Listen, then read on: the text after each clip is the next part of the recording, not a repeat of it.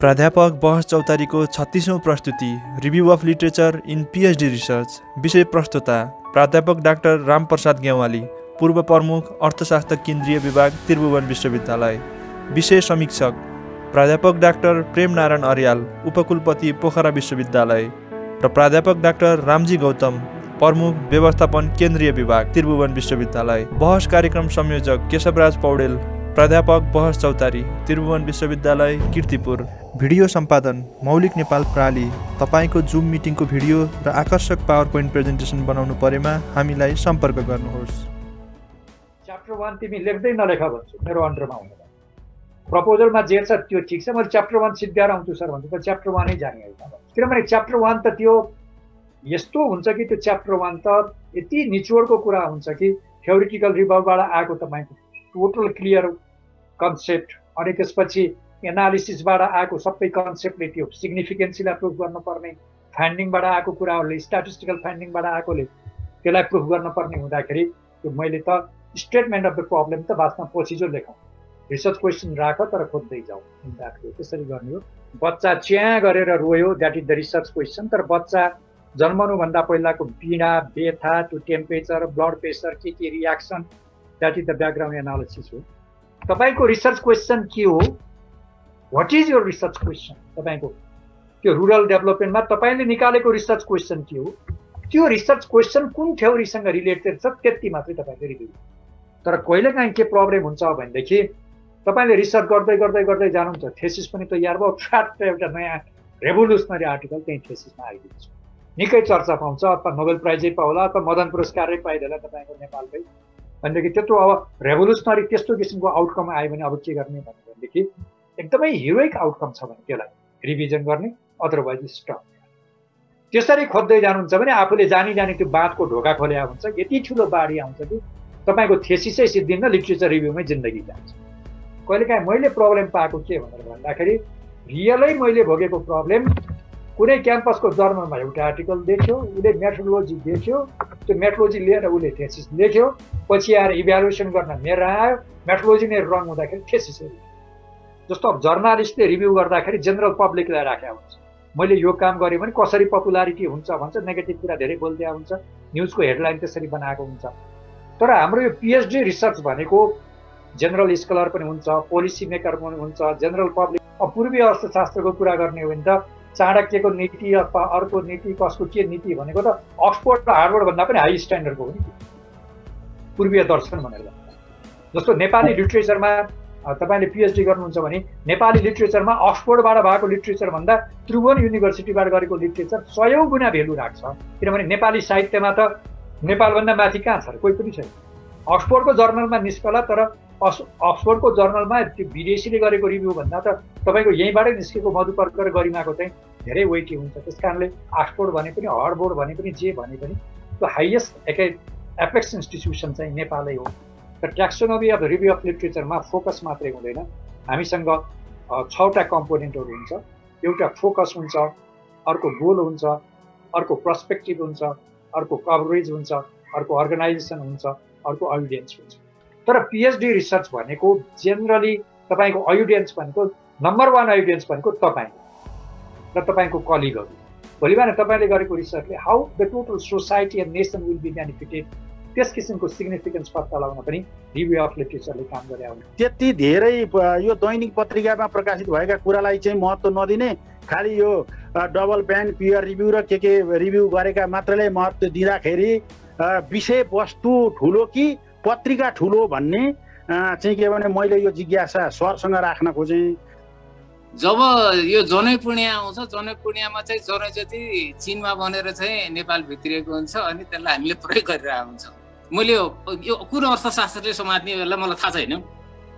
अब बत्ती जति पनि सबै चीनबाटै आउँछ, हाम्रो यहीँ पनि त्यति मात्रै होइन, ती जुन माटाका भाँडाहरू हुन्छ भनेपछि हाम्रो चाहिँ जुन अर्थशास्त्र छ, त्यो अर्थशास्त्रले चाहिँ हाम्रो आफ्नो मौलिक चाहिँ जुन ज्ञानहरू हो, त्यो ज्ञानहरू र ती हाम्रा मौलिक चाहिँ जुन अर्थतन्त्रका क्रियाकलापहरू हुन् त्योसँग चाहिँ कति जोड्न सकेको छ छैन। अब उद्धव सरले भनेको त मेरो पनि लडाइँ यही हो, हामी इन्डोजिनिटी सबै छोड्यौँ, योजनामा आगमा आउँछ तपाईँको पार्टीको हेडक्वार्टरमा चाहिँ त्यही वर्ल्ड ब्याङ्कबाट अनि तपाईँ युएनबाट अनि अमेरिकन एम्बेसीबाट डाइरेक्ट लिङ्केज त्यहीँ हुन्छ, त्यहीँबाट त्यही कार्टेलिङ गरेर योजना आयोगको उपाध्यक्षमा पठाइदिन्छ अथवा सदस्यमा पठाइदिन्छ अनि पोलिसी सबै पश्चिमाको बन्छ। तपाईँको के को इन्डोजेनिटी हो? केही पनि इन्डोजेनिटी छैन। तपाईँको इन्डोजेनिटी त्यहाँ आउँछ जब तपाईँले बिपीको समाजवादलाई रिभाइभ गर्नुहुन्छ, फेरि आएर रिथिङ गर्नुहुन्छ। त्यो रिभाइभ र रिथिङ गरिसकेपछि तपाईँको मौलिक ज्ञानले काम लाग्छ, तपाईँको इन्डोजेनियस प्रोडक्टले मार्केट लिन्छ अनि सबै हुन्छ, त्यसबाट फाइदा आउँछ। It is a time to revive social democratic thinking of the BP Koirala. त्यो थिङ्किङ गरे भएर त्यही हिसाबले अलिकति कन्ट्रोल हिसाबले गए भए यत्रो कोरोना पनि हुन्थ्यो।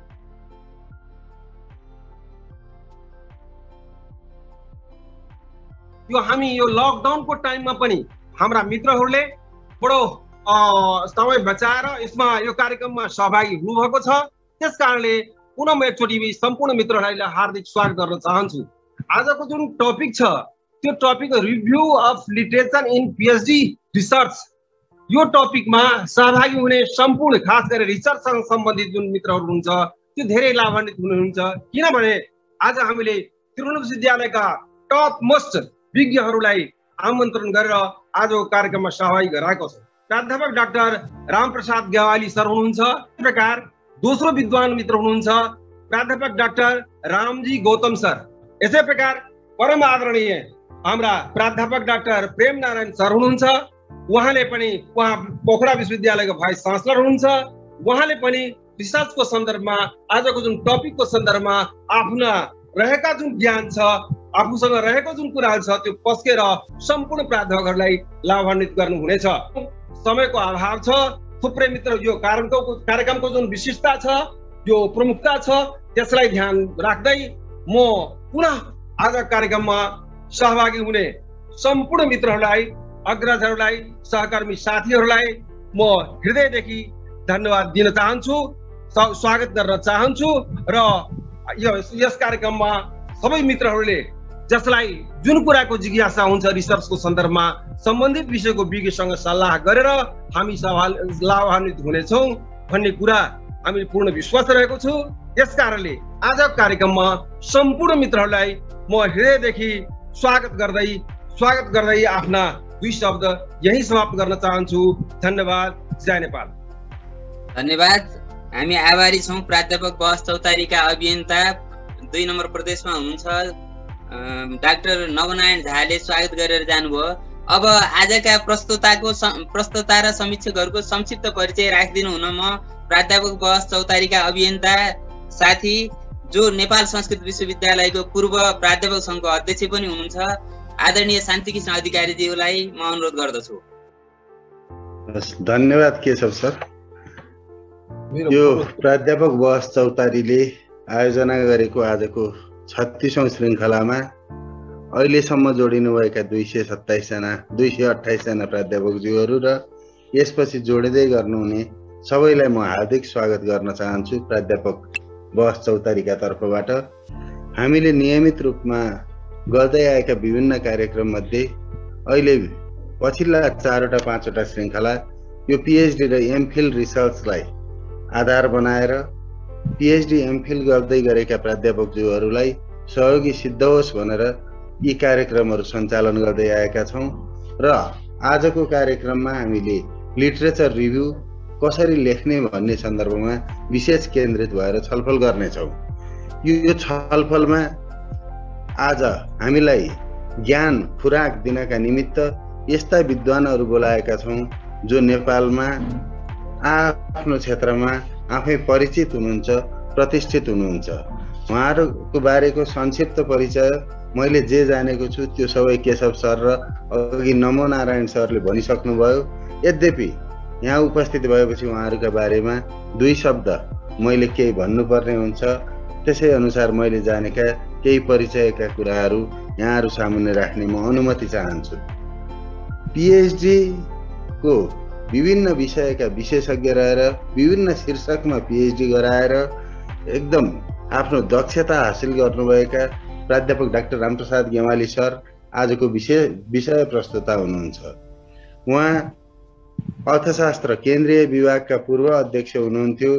उहाँले अहिले पनि प्राध्यापकको हैसियतले त्यही नै विद्यार्थीहरूलाई पठन पाठन गर्दै आउनुभएको छ, गराउँदै आउनुभएको छ।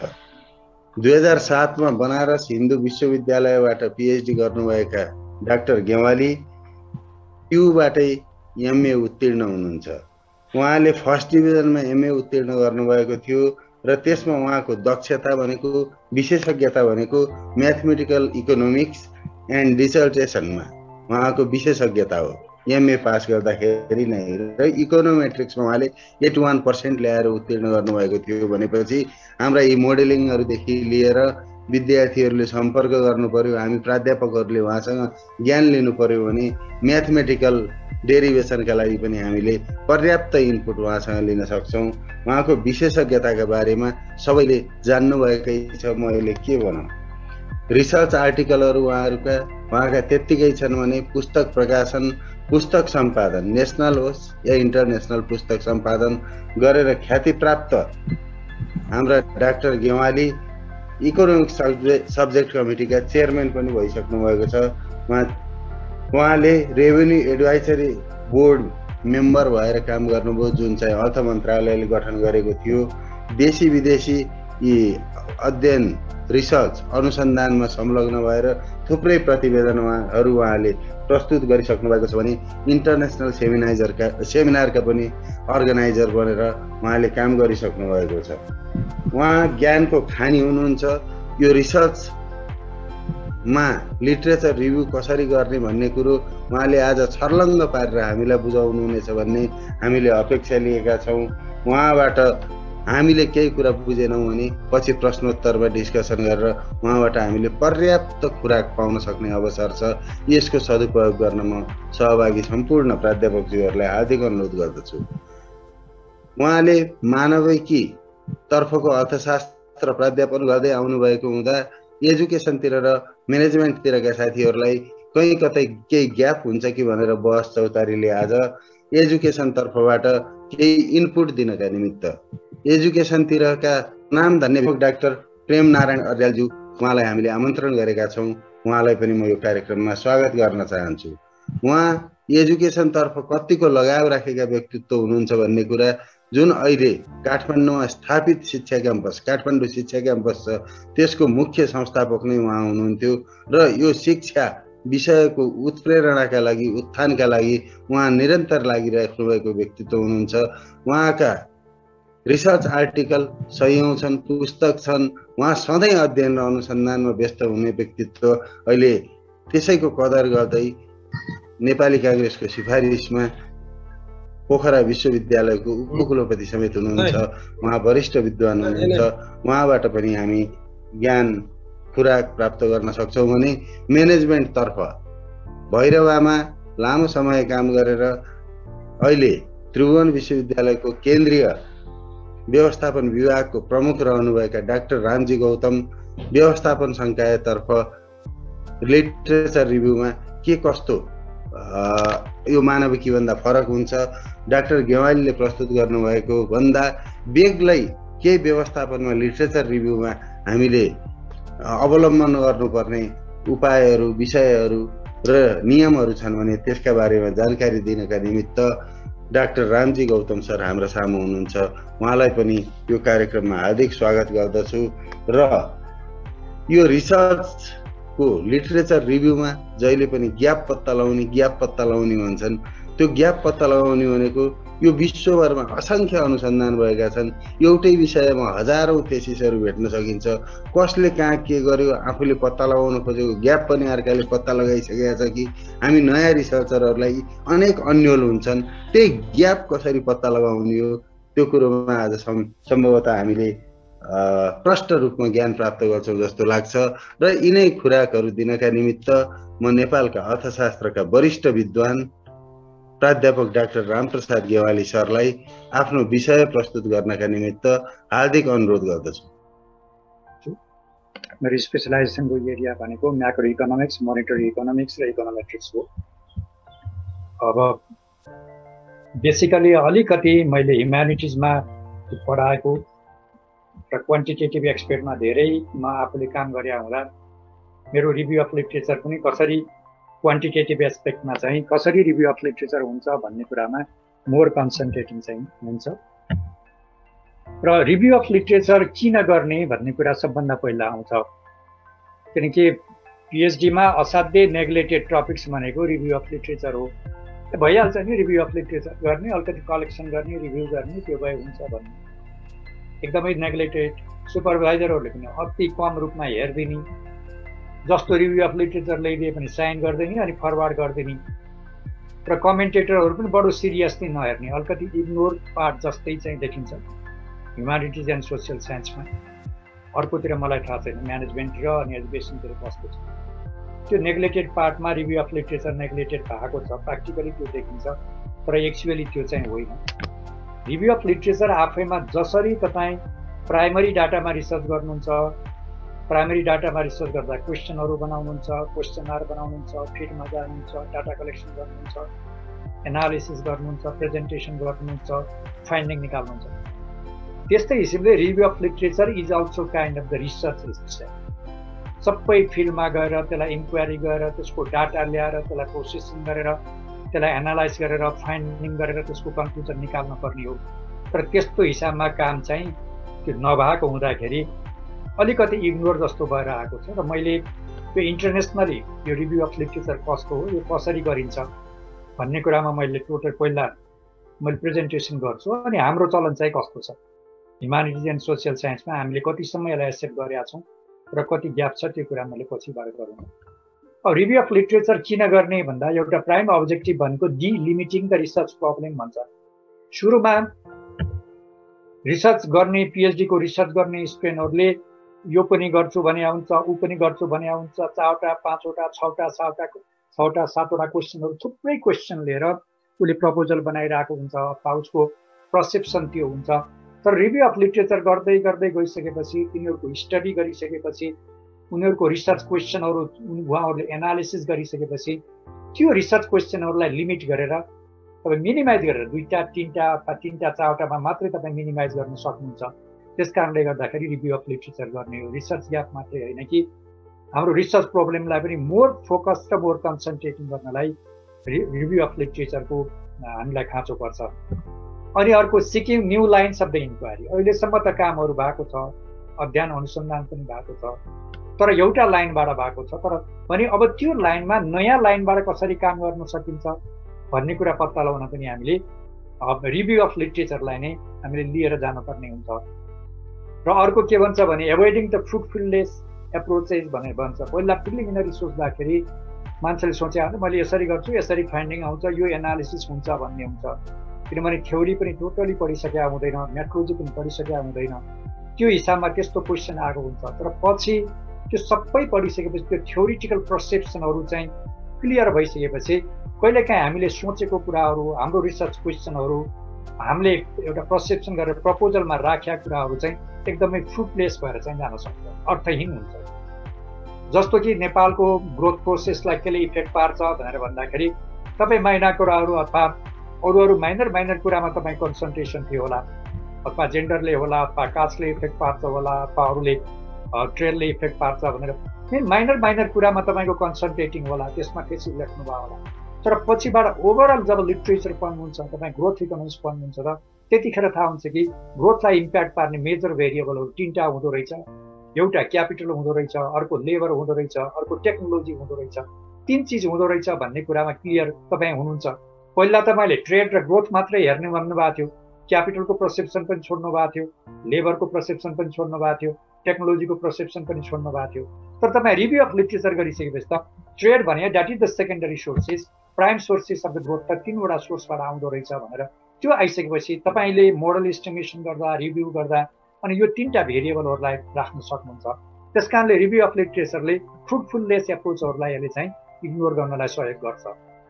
अनि रिभ्यू अफ लिटरेचर खालि त्यसको फाइन्डिङ के थियो, कतिवटा रिभ्यू गर्यो भनेर भन्दा पनि यो एकदमै ह्युमानिटिजमा अहिले इग्नोर भएको, त्यसको कन्टेन्टको बारेमा लिने, यो आर्टिकलले यति गरेको छ, यति लेखेको थियो, उहाँको फाइन्डिङ यो थियो, यो कुरा आयो, यो जर्नलमा निस्किएको थियो भन्ने, तर त्यसको मेथोडोलोजिकल इन्साइटै रिभ्यू नगर्ने हुन्छ। तर रिभ्यू अफ लिटरेचरले त्यसको मेथोडोलोजीलाई पनि रिभ्यू गर्ने। इन डेप्थ एनालिसिस गर्नुपर्छ, त्यसको टेक्निकल के छ, त्यसको मेथोडोलोजिकल इन्साइट के छ, त्यो कुरा जान्नलाई पनि मेथोडोलोजिकल इन्साइट लिनलाई पनि रिभ्यू अफ लिटरेचर चाहिन्छ। रिभ्यू अफ लिटरेचरमा मेथोडोलोजीलाई इन्क्लुड गर्न सकिन्छ। अनि identifying the recommendation for the future research. अब भोलि बिहानको रिसर्चलाई पिएचडी थेसिसमा लास्टमा एउटा क्लज हुन्छ कि agenda for the future research भने हुन्छ पिएचडी। त्यो एजेन्डा फर द फ्युचर रिसर्चको लागि चाहिँ के एजेन्डा दिने भनेर भन्ने कुरो चाहिँ यो टोटल लिटरेचर पढिसकेपछि अहिलेसम्म काम यति भएको छ, यी कामहरू हुन बाँकी छ भनेपछि मैले यति फिलअप गरेँ, मैले यति फिलअप गरिसकेपछि यो काम गर्न बाँकी छ भनिसकेपछि फाइनली तपाईँ पिएचडी डिजर्टेसनको लास्ट च्याप्टरमा you can make the recommendation easily. त्यसलाई पनि रिभ्यू अफ द लिटरेचर चाहिन्छ। अर्को seeking support for the grounded theory. यो ग्राउन्डेड थ्योरी भनेको इम्पेरिकल फाइन्डिङहरूको बिचमा अरूहरूको बिचमा निकालिएको ग्राउन्डेड थ्योरी हो। त्यो ग्राउन्डेड थ्योरीलाई सपोर्ट गर्न पनि रिभ्यू अफ लिटरेचरले काम गरे हुन्छ। अर्को distinguishing between what has been done and what needs to be done. अहिलेसम्म के भएको छ र के कुरा हुन बाँकी छ भन्ने कुराको डिस्टिङ्ग्विस हेर्न पनि रिभ्यू अफ लिटरेचर गाइन्छ। शान्ति कृष्ण सरले गर्नुभएको रिसर्च ग्याप यही हो। अनि डिस्कभरिङ द इम्पोर्टेन्ट भेरिएबल। आफूले एउटा भेरिएबल सोचे होला यसले काम गर्छ, यसले काम गर्छ, यसले काम गर्छ भनेर, तर रिभ्यू अफ लिटरेचरबाट तपाईँ उत्रदाखेरि आफूले सोचे भन्दा पनि धेरै भेरिएबलहरू तपाईँको आफ्नोमा सामुन्नेमा आएको हुन्छ। त्यस कारणले डिस्कभरिङ द इम्पोर्टेन्ट भेरिएबलहरूलाई अहिले डिस्कभर गर्नलाई चाहिँ सजिलो गरिराखेको हुन्छ। अनि synthesising and gaining the new perspective. अनि हामी रिभ्यू अफ लिटरेचर गर्दा यो थियो, यो फाइन्डिङ थियो, कन्क्लुजन आयो भन्छौँ, तर विभिन्न आर्टिकलहरू हुन्छ, विभिन्न आर्टिकलको रिभ्यू गरिसकेपछि लास्टमा सिन्थेसाइज गर्नुपर्ने हुन्छ, तर त्यो चलन चाहिँ छैन यहाँ। तर हामी रिभ्यू अफ लिटरेचर गर्ने किन हो त भन्दा त्यो सिन्थेसाइज गर्ने र न्यू पर्सपेक्टिभ, नयाँ पर्सपेक्टिभ के छ त्यो कुरालाई खोज्नलाई पनि रिभ्यू अफ लिटरेचर गरिया हुन्छ। अनि identifying the relationship between idea and practice. तपाईँले आफूले एउटा सोच्नु भएको हुन्छ तर व्यवहारमा के छ त्यसलाई इस्टाब्लिस गर्नलाई पनि रिभ्यू अफ लिटरेचर चाहिएको हुन्छ। Establishing the context of the topics. कुनै टपिक्समा गर्नुभएको छ तर त्यसको विषयवस्तु के छ, थ्योरिटिकल पर्सपेक्टिभ के हो, त्यसको विषयवस्तु के हो, त्यो विषयवस्तुको बारेमा पनि आफूलाई ज्ञान भएको हुँदैन। त्यस कारणले रिभ्यू अफ लिटरेचरले त्यो थ्योरिटिकल पर्सपेक्टिभलाई र त्यो विषयवस्तुलाई यसले क्लियर गरेका हुन्छ। अनि exploring the significance of the problem. तपाईँले जे बेसिक रिसर्च क्वेसन उठाउनु भएको छ त्यसको महत्त्व कति छ भन्ने कुरो रिभ्यू अफ लिटरेचर पढेपछि थाहा हुन्छ।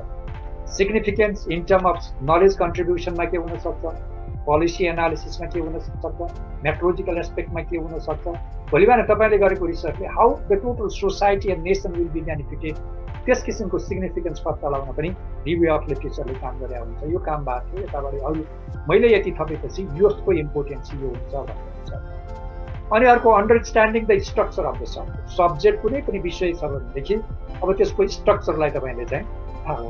जस्तो इन्फ्लेसनकै स्टडीहरू थियो भनेदेखि क्लासिकलको थ्योरीको एउटा थियो होला, किन्सियनहरूको अर्को थियो होला, पोस्ट किन्सियनको अर्को थियो, मोनेटारिस्टहरूको अर्को थियो, अनि त्यस्तै किसिमले new classical macro economics rational एक्सपेक्टेसनको अर्को एप्रोच थियो होला, इन्टरनेसनल थ्योरी अर्को थियो होला। त्यसमा तपाईँले खोज्दै गइसकेपछि थ्योरीको टोटल स्ट्रक्चर तपाईँलाई थाहा हुन्छ। लिटरेचर छ भने त्यो लिटरेचरभित्रको टोटल स्ट्रक्चरलाई हामीलाई थाहा हुन्छ। त्यो स्वच्छन्दता आभार भन्छ अथवा के भन्छ, एक्जिस्टेन्ट थ्योरीहरू भन्छ भने त्यो लिटरेचरमा तपाईँ गइसकेपछि त्यसको हरेक एस्पेक्टमा चाहिँ हामीहरू क्लियर भए हुन्छौँ भने त्यो थ्योरीको स्ट्रक्चर कस्तो छ त्यो कुरालाई पनि यसले चाहिँ गरे हुन्छ भने। अर्को placing a research in historical concept to so the familiarity with state of the art development. तपाईँले रिभ्यू गरिसकेपछि त्यो आइडियाको डेभलपमेन्ट कसरी आएको थियो, 1960मा के भएर कसरी डेभलपमेन्ट भयो, 1970मा कसरी डेभलपमेन्ट भयो, 1990 पछि कसरी डेभलपमेन्ट भयो, 2001 पछि कसरी डेभलपमेन्ट भयो। जस्तो पोलिटिकलै सिनारियो हेर्दै जाने हो भने पनि त्यो पहिला पञ्चायत सिस्टम थियो, 1990मा मल्टी पार्टी डेमोक्रेसी आयो, अनि गएर फेरि 1996मा माओइस्ट मुभमेन्ट आयो, 2006मा गएर माओइस्ट मुभमेन्ट इन्ड भयो, 2006 पछि फेरि आएर चाहिँ तपाईँको रिपब्लिकन स्टेट आयो भनेदेखि यो सबैको कसरी यो डेभलपमेन्ट आइरहेछ भन्ने कुरा चाहिँ हिस्टोरिकल हिसाबले त्यो लिङ्केज थाहा पाउन पनि रिभ्यू अफ लिटरेचर चाहिन्छ। त्यस कारणले review of literature is very important one. Simply नेटमा बस्ने 2-4वटा आर्टिकल कलेक्सन गर्ने, यसमा लेखेको थियो यो थियो, यो फाइन्डिङ भएको थियो, यो सिद्धियो भनेर एक प्याराग्राफ लेखिदिएर फाल्ने चलन त्यस्तो छ, तर त्यस्तो होइन। यो आफैमा एउटा रिसर्च हो। अब अलिकति मैले डाइभर्ट गरेँ, हामीले जे कुरा गरिन्छ त्योभन्दा पनि बेसिकली हामी फोकसमा गएको छौँ। र ट्याक्सोनोमी अफ रिभ्यू अफ लिटरेचरमा फोकस मात्रै हुँदैन, हामीसँग 6वटा कम्पोनेन्टहरू हुन्छ। एउटा फोकस हुन्छ, अर्को गोल हुन्छ, अर्को पर्सपेक्टिभ हुन्छ, अर्को कभरेज हुन्छ, अर्को अर्गनाइजेसन हुन्छ, अर्को अडियन्स हुन्छ। यी सबै कुरालाई ख्याल गरेर हामीले रिभ्यू अफ लिटरेचर गरेका हुन्छौँ। तर अहिलेसम्म हाम्रो फोकस चाहिँ खालि फोकसमा मात्रै हामी धेरै कन्सन्ट्रेटेड भएको थियौँ। तर गर्नुपर्ने यसरी आइडियली रिभ्यू अफ लिटरेचर चाहिँ यो हिसाबले गरिया हुन्छ। म सबै यो ट्याक्सोनोमी भनेको एलिमेन्टहरू के हुन्छ भन्ने कुरामा म त्यसमा अब अलिकति तल जान्छु। नम्बर 1 मा फोकस छ। Taxonomy of the review of literature focus छ। अब फोकसमा के कुरामा चाहिँ रिभ्यू अफ लिटरेचर गरिन्छ भने रिसर्च आउटकम, मान्छेले रिसर्च गरिसकेपछि उनीहरूको फाइन्डिङ के आयो त्यो कुरालाई पत्ता लगाउनका लागि हामीले रिभ्यू अफ लिटरेचर गरेका हुन्छौँ। किनभने संसारभरि तपाईँको धेरै रिसर्चहरू भएको होला अनि त्यो सयौं रिसर्चहरू भएको होला। उनीहरूको आउटकमहरू उनीहरूले निकालेको होला। उनीहरूले निकालेको आउटकम के छ त, रिसर्च आउटकम कस्तो छ, त्यसबाट आएको उपलब्धि के हो, वाट दे फाइन्ड आउट, उनीहरूको फाइन्डिङहरू के थियो, त्यो कुरामा हाम्रो चाहिँ फोकस हुन्छ। त्यो फोकस भइसकेपछि फाइन्डिङ, हरेक रिसर्चरको फाइन्डिङलाई हामीले फोकस गरेका छौँ भनेदेखि रिभ्यू अफ लिटरेचर गर्दा त्यो रिसर्चबाट आएको आउटकमहरू के थियो त्यसमा हामी जान पर्यो। अनि त्यसपछि त्यसमा के रिसर्च मेथोडोलोजीहरू के युज गरेका थियो, क्वान्टिटेटिभ मेथड थियो कि क्वालिटेटिभ मेथड थियो कि, त्यो अलिक फरक छ ह्युमानिटिजमा पनि। हामी यो सोसियल साइन्सतिरको एकदम टेक्निकल हुन्छ, फेरि यो लिटरेचरतिरको दुनियाँ फेरि त्यो अर्कै छ, त्यो एन्थ्रोपोलोजीतिरको दुनियाँ फेरि अर्कै छ, त्यो लिटरेचर र त्यो। तर जे भए पनि उहाँहरूले गर्ने चारवटा पार्टमा हुन्छ। एउटा रिसर्च आउटकम, के कुरा फाइन्डिङ उहाँहरूले निकाल्नु भएको छ, त्यो फाइन्डिङ निकाल्ने मेथडहरू के थियो, कस्तो किसिमको मेथडहरू उहाँले एप्लाई गर्नुभयो, त्यो रिभ्यूमा हामीले उहाँले युज गरेको मेथडहरूलाई हामीले रिभाइज गर्नु पर्यो। अनि त्योसँग रिलेटेड थ्योरीहरू के थ्योरी थियो हामीले थ्योरीलाई पनि रिभाइज गर्नु पर्यो। अनि प्र्याक्टिकली त्यो रिसर्चहरू गर्दाखेरि त्यो एप्लिकेसनबाट कस्तो किसिमको फाइन्डिङ आएको थियो र प्र्याक्टिकल एप्लिकेसन के थियो त्यो कुरालाई पनि हामीले फोकस गर्नु पर्यो। भने बेसिकली चारवटा कुरामा फोकस हुन्छ। यसमा हामीले रिभ्यू गर्दाखेरि एउटा थ्योरिटिकल रिभ्यू हामी गर्नुपर्छ, त्यो पार्ट एउटा छुट्टै हुन्छ। अर्को रिसर्चबाट आएको आउटकम कस्तो छ त्यो आउटकमको रिभ्यू गर्नुपर्छ। अर्को रिसर्च मेथडको पनि डिटेली रिभ्यू गर्नुपर्छ। अनि त्यसपछि एप्लिकेसनमा जाँदाखेरि के आइरहेको थियो, कस्तो किसिमको फाइन्डिङ थियो, सिमिलारिटी थियो, के थियो भन्ने कुरामा यी कुराहरूमा चाहिँ निकै फोकस चाहिँ हामी हुनुपर्छ। चारवटा कुरामा हाम्रो फोकस हुन्छ। अब गोल, यो हामी धेरै जसोले अलिकति गरिया हुँदैन, यतिमा मात्रै टुङ्गाइन्छ होइन। मिस्टर अथवा मिल्टन फ्राइडम्यान 1969 मा यस्तो स्टडी गर्यो, यस्तो अब्जेक्टिभ थियो, त्यो अब्जेक्टिभमा उहाँले यस्तो किसिमको मेथड युज गर्नुभएको थियो, त्यसबाट आएको फाइन्डिङहरू यो थियो, यस्तो किसिमको फाइन्डिङ थियो भनेर यसरी हामी चाहिँ सर्लक्क गरेर जेनरली एउटा आर्टिकलको 2टा प्याराग्राफमा हामीले गरेर हिँड्छौँ र त्यसलाई त्यत्तिकै छोडिदिन्छौँ। तर त्यति मात्रै होइन, त्योभन्दा बियोन्ड पनि हाम्रो चाहिँ रिभ्यू अफ लिटरेचर हुन्छ। त्यो गोल भनेर भन्छ। त्यो गोल भनेको इन्ट्रिगेसन अफ द आइडिया। सयौं रिसर्चहरू हुन्छ, तिनीहरूको फाइन्डिङहरू आएको हुन्छ, त्यो फाइन्डिङलाई तपाईँले इन्ट्रिगेट गर्नु पर्यो। लास्टमा गएर तपाईँ सेन्थेसाइज गर्नु पर्यो। विभिन्न क्लस्टरहरू आइडिया होला, मैले पछि भन्छु त्यसलाई, फेरि टपिक्स वाइज पनि छुट्याउन सकिन्छ, पछि यसमा एउटा पार्ट त्यो पनि छ। अनि त्यो हुँदाखेरि जति फाइन्डिङहरू आएको छ त्यसलाई तपाईँले सेन्थेसाइज गर्नु। सेन्थेसाइज गर्नु भनेको generalising the finding across the unit, treatment, outcome and setting. जे होला आफ्नो एरियाबाट आफ्नो एरियामा भएको जति फाइन्डिङ छ त्यो फाइन्डिङ, यो रिसर्च आउटकमहरूलाई तपाईँले सेन्थेसाइज गरेर एउटा कन्क्लुजन निकाल्नु पर्यो। त्यो कुरा जेनरली पिएचडी थेसिसमा गरेको भेटिन्न, यहाँ चाहिँ भेटिन्न। किनभने त्यो सुपरभाइजरले पनि त्यो नभनिदिया होला। अनि कहिलेकाहीँ सेन्थेसाइजै गरेर मैले त्यो कुरा पठाइदिँदा पनि रिभ्यूमा कहाँ पर्छ, त्यहाँ यो त चाहिँदैन, इग्नोर गरे हुन्छ भनेर कमेन्ट आइरहेको हुन्छ। तर त्यो चाहिँ होइन, त्यसलाई इन्ट्रिगेट गर्नु पर्यो। त्यसलाई इन्ट्रिगेट र सेन्थेसाइज गरिसकेपछि रिभ्यू आफै चाहिँ पब्लिसेबल हुन्छ। सबै आइडिया र रिसर्चको आउटकमलाई सेन्थेसाइज गरेर 2-3 प्याराग्राफमा तपाईँले लेखिदिइसकेपछि त्यो कन्क्लुजन भनेको त इन्टरनेसनली जहाँ पनि सेलेबल हुन्छ भने that article itself is publishable, त्यो पब्लिसेबल जान्छ। अनि कहिलेकाहीँ के हुन्छ भने कन्फ्लिक्टिङ आइडियाहरू हुन्छ। एकातिरबाट एउटा आउटकम आउँछ, अर्कोतिरबाट पोजिटिभ इफेक्ट आउँछ, अर्कोतिरबाट नेगेटिभ इफेक्ट आउँछ। एक थरीले एउटा भनिराखेको हुन्छ, अर्को थरीले अर्को भने हुन्छ भने त्यो कन्फ्लिक्टिङलाई तपाईँले रिजोल्युसन गरिदिनु पर्यो। यी कुराहरू कन्फ्लिक्टिङ भए पनि यो हुन सक्छ भनेर एउटा सेन्थेसाइज गर्नु पर्यो। सेन्थेसाइज गर्ने पनि अर्को एउटा पार्ट हुन्छ गोलमा। Third, bridge the language and unity across the field. सयौं छन्, उनीहरूको बिचमा चाहिँ टेक्निकल वर्डहरू आफ्ना होला, आफ्नो पार्टहरू होला भनेदेखि त्यो वर्डहरू, टेक्निकल वर्डहरूलाई चाहिँ तपाईँले एमालगमेट गरेर एकै ठाउँमा राख्न सक्नुहुन्छ, सेन्थेसाइज हुन्छ। अनि अर्को रिभ्यू अफ लिटरेचरलाई ठ्याक्क राखिदिने, you have to make the criticism, यो पार्ट विकनेस थियो, यो पार्ट स्ट्रङ, पछि आफूले एनालाइज गर्नु पर्यो। आर्टिकलको रिभ्यूमा इट इज एप्रिसिएटिङ, होइन यो विकनेस यो थियो, स्ट्रेन्थ यो थियो, यसमा यो कमजोरी देखिन्छ भनेर आफूले अलिकति क्रिटिकल एप्रिसिएसन त्यसलाई दिनु पर्यो। अनि identification of the central ideas भनेको जुन थ्योरिटिकल रिभ्यू भएको छ, त्यो थ्योरिटिकल रिभ्यू भइसकेपछि तपाईँको सेन्ट्रल आइडिया हुनु, जस्तो मोनिटारिस्टहरूको सेन्ट्रल आइडिया के हो, किन्सेनहरूको सेन्ट्रल आइडिया के हो, अनि त्यस्तै किसिमबाट गएर रेसनल एक्सपेक्टेसन र स्टक मार्केटको उनीहरूले निकालेको सेन्ट्रल आइडियाहरू के हो, त्यो सेन्ट्रल आइडियाहरूलाई चाहिँ identification of the central issue, त्यो सेन्ट्रल इस्युलाई आइडेन्टिफिकेसन गर्ने पनि अर्को तपाईँको गोल हुन्छ। ती कुराहरू चाहिँ यसमा आउँछ। It is applicable to both if goal is solely the review or is justified. Review गरे पनि यी कुराहरू चाहिन्छ, अथवा पछि आफूले गरेको फाइन्डिङलाई सपोर्ट गर्न पर्यो भने यो चाहिँ चाहिन्छ। अनि दोस्रो कम्पोनेन्ट गोल हो। तेस्रो कम्पोनेन्ट भनेको पर्सपेक्टिभ हो। यो पर्सपेक्टिभ अलिकति फरक हुन्छ। म अलिकति क्वान्टिटेटिभ, धेरै जस्तो क्वान्टिटेटिभ, मेरो 10% 15% मात्रै क्वालिटेटिभ हुन्छ, अरू मेरो रिसर्चहरू क्वान्टिटेटिभै छ भने 80% एभोभ मेरो रिसर्च क्वान्टिटेटिभ भएको हुँदाखेरि क्वान्टिटेटिभ रिसर्चमा मेरो कमान्ड छ, र क्वालिटेटिभ रिसर्चमा म गर्छु, इज ओन्ली अ स्टुडेन्ट मात्रै हो, अलिकति सिकारु मात्रै। अब पर्सपेक्टिभ कस्तो हुन्छ भने क्वान्टिटेटिभ रिसर्चमा जे कुरा देखिन्छ रिभ्यू अफ लिटरेचरमा हामी न्युट्रल भएर रिप्रेजेन्टेसन गर्छौँ, त्यसलाई कतै पनि बायस भएर यसलाई यो गर्ने उसलाई गर्ने भनेर भन्ने।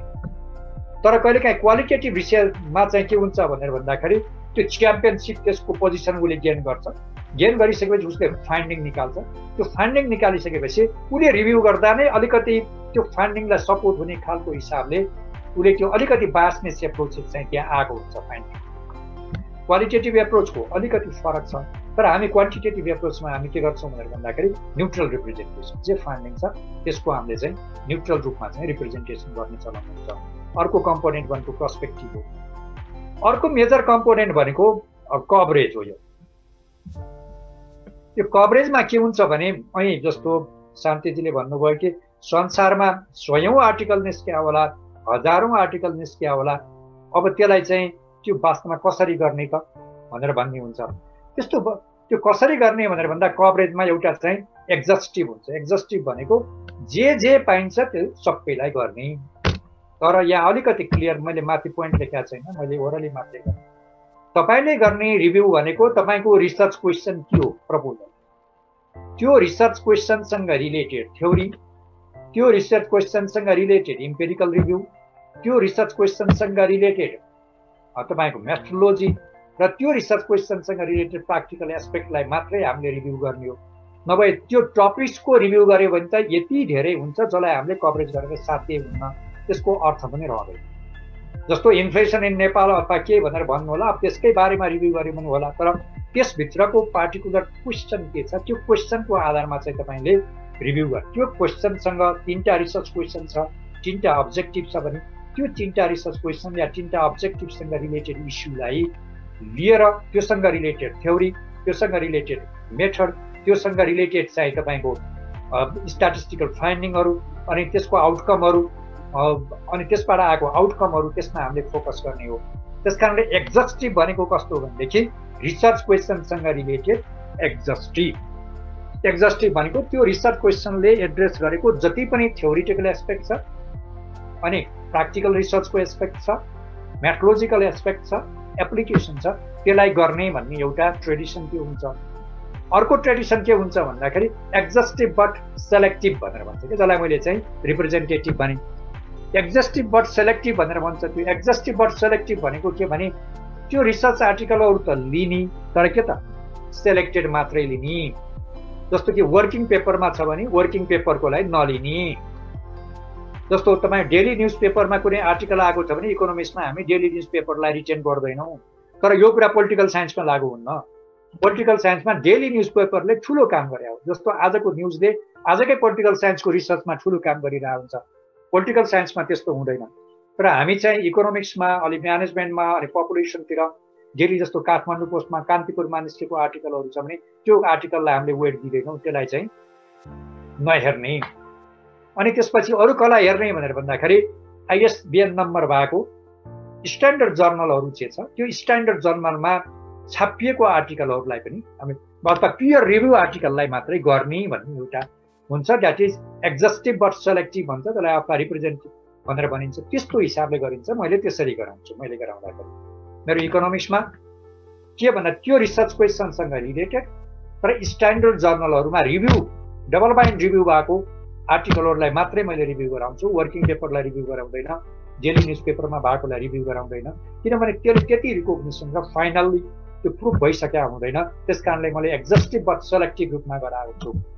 र कहिलेकाहीँ के हुन्छ भनेदेखि शान्ति कृष्ण सरले भने चाहिँ स्वयं हुन्छ त्यो यति धेरै हुन्छ, त्यो एरिया सबैलाई कभरै गरेर सिद्धिएन भनेदेखि तपाईँको थ्योरिटिकलको पार्ट होला नि त, कम्पोनेन्ट एउटा रिसर्च कम्पोनेन्टसँग रिलेटेड एउटा टपिक्स होला, त्यसबाट स्याम्पल सिलेक्सन गर्ने, अर्को रिसर्च क्वेसनसँग रिलेटेड अर्को टपिक्स होला, त्यसबाट स्याम्पल सिलेक्सन गर्ने, अर्को रिसर्च टपिक्सबाट भएको अर्को होला, त्यसबाट सेन्ट्रल के गर्ने त भन्दाखेरि त्यसलाई रिप्रेजेन्टेटिभ गरेर अनि त्यसबाट के गर्ने त भन्दा स्याम्पल निकालेर वी मेक द रिभ्यू अनि दिस इज द रिप्रेजेन्टेटिभ।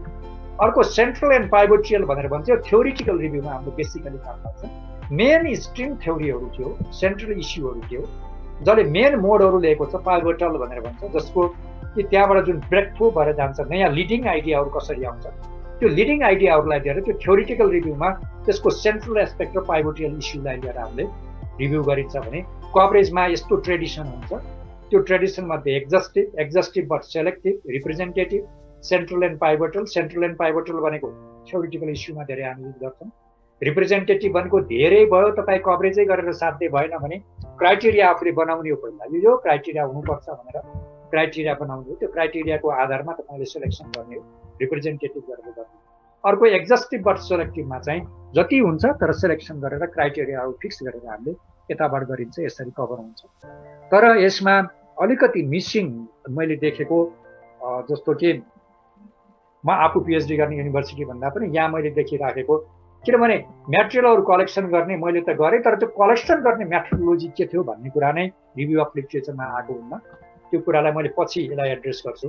मेथोडोलोजिकल आधारमा तपाईँले यसमा छान्ने हो, exhaustive, representative, exhaustive but selective अनि सेन्ट्रल र पाइभोटियल हुन्छ।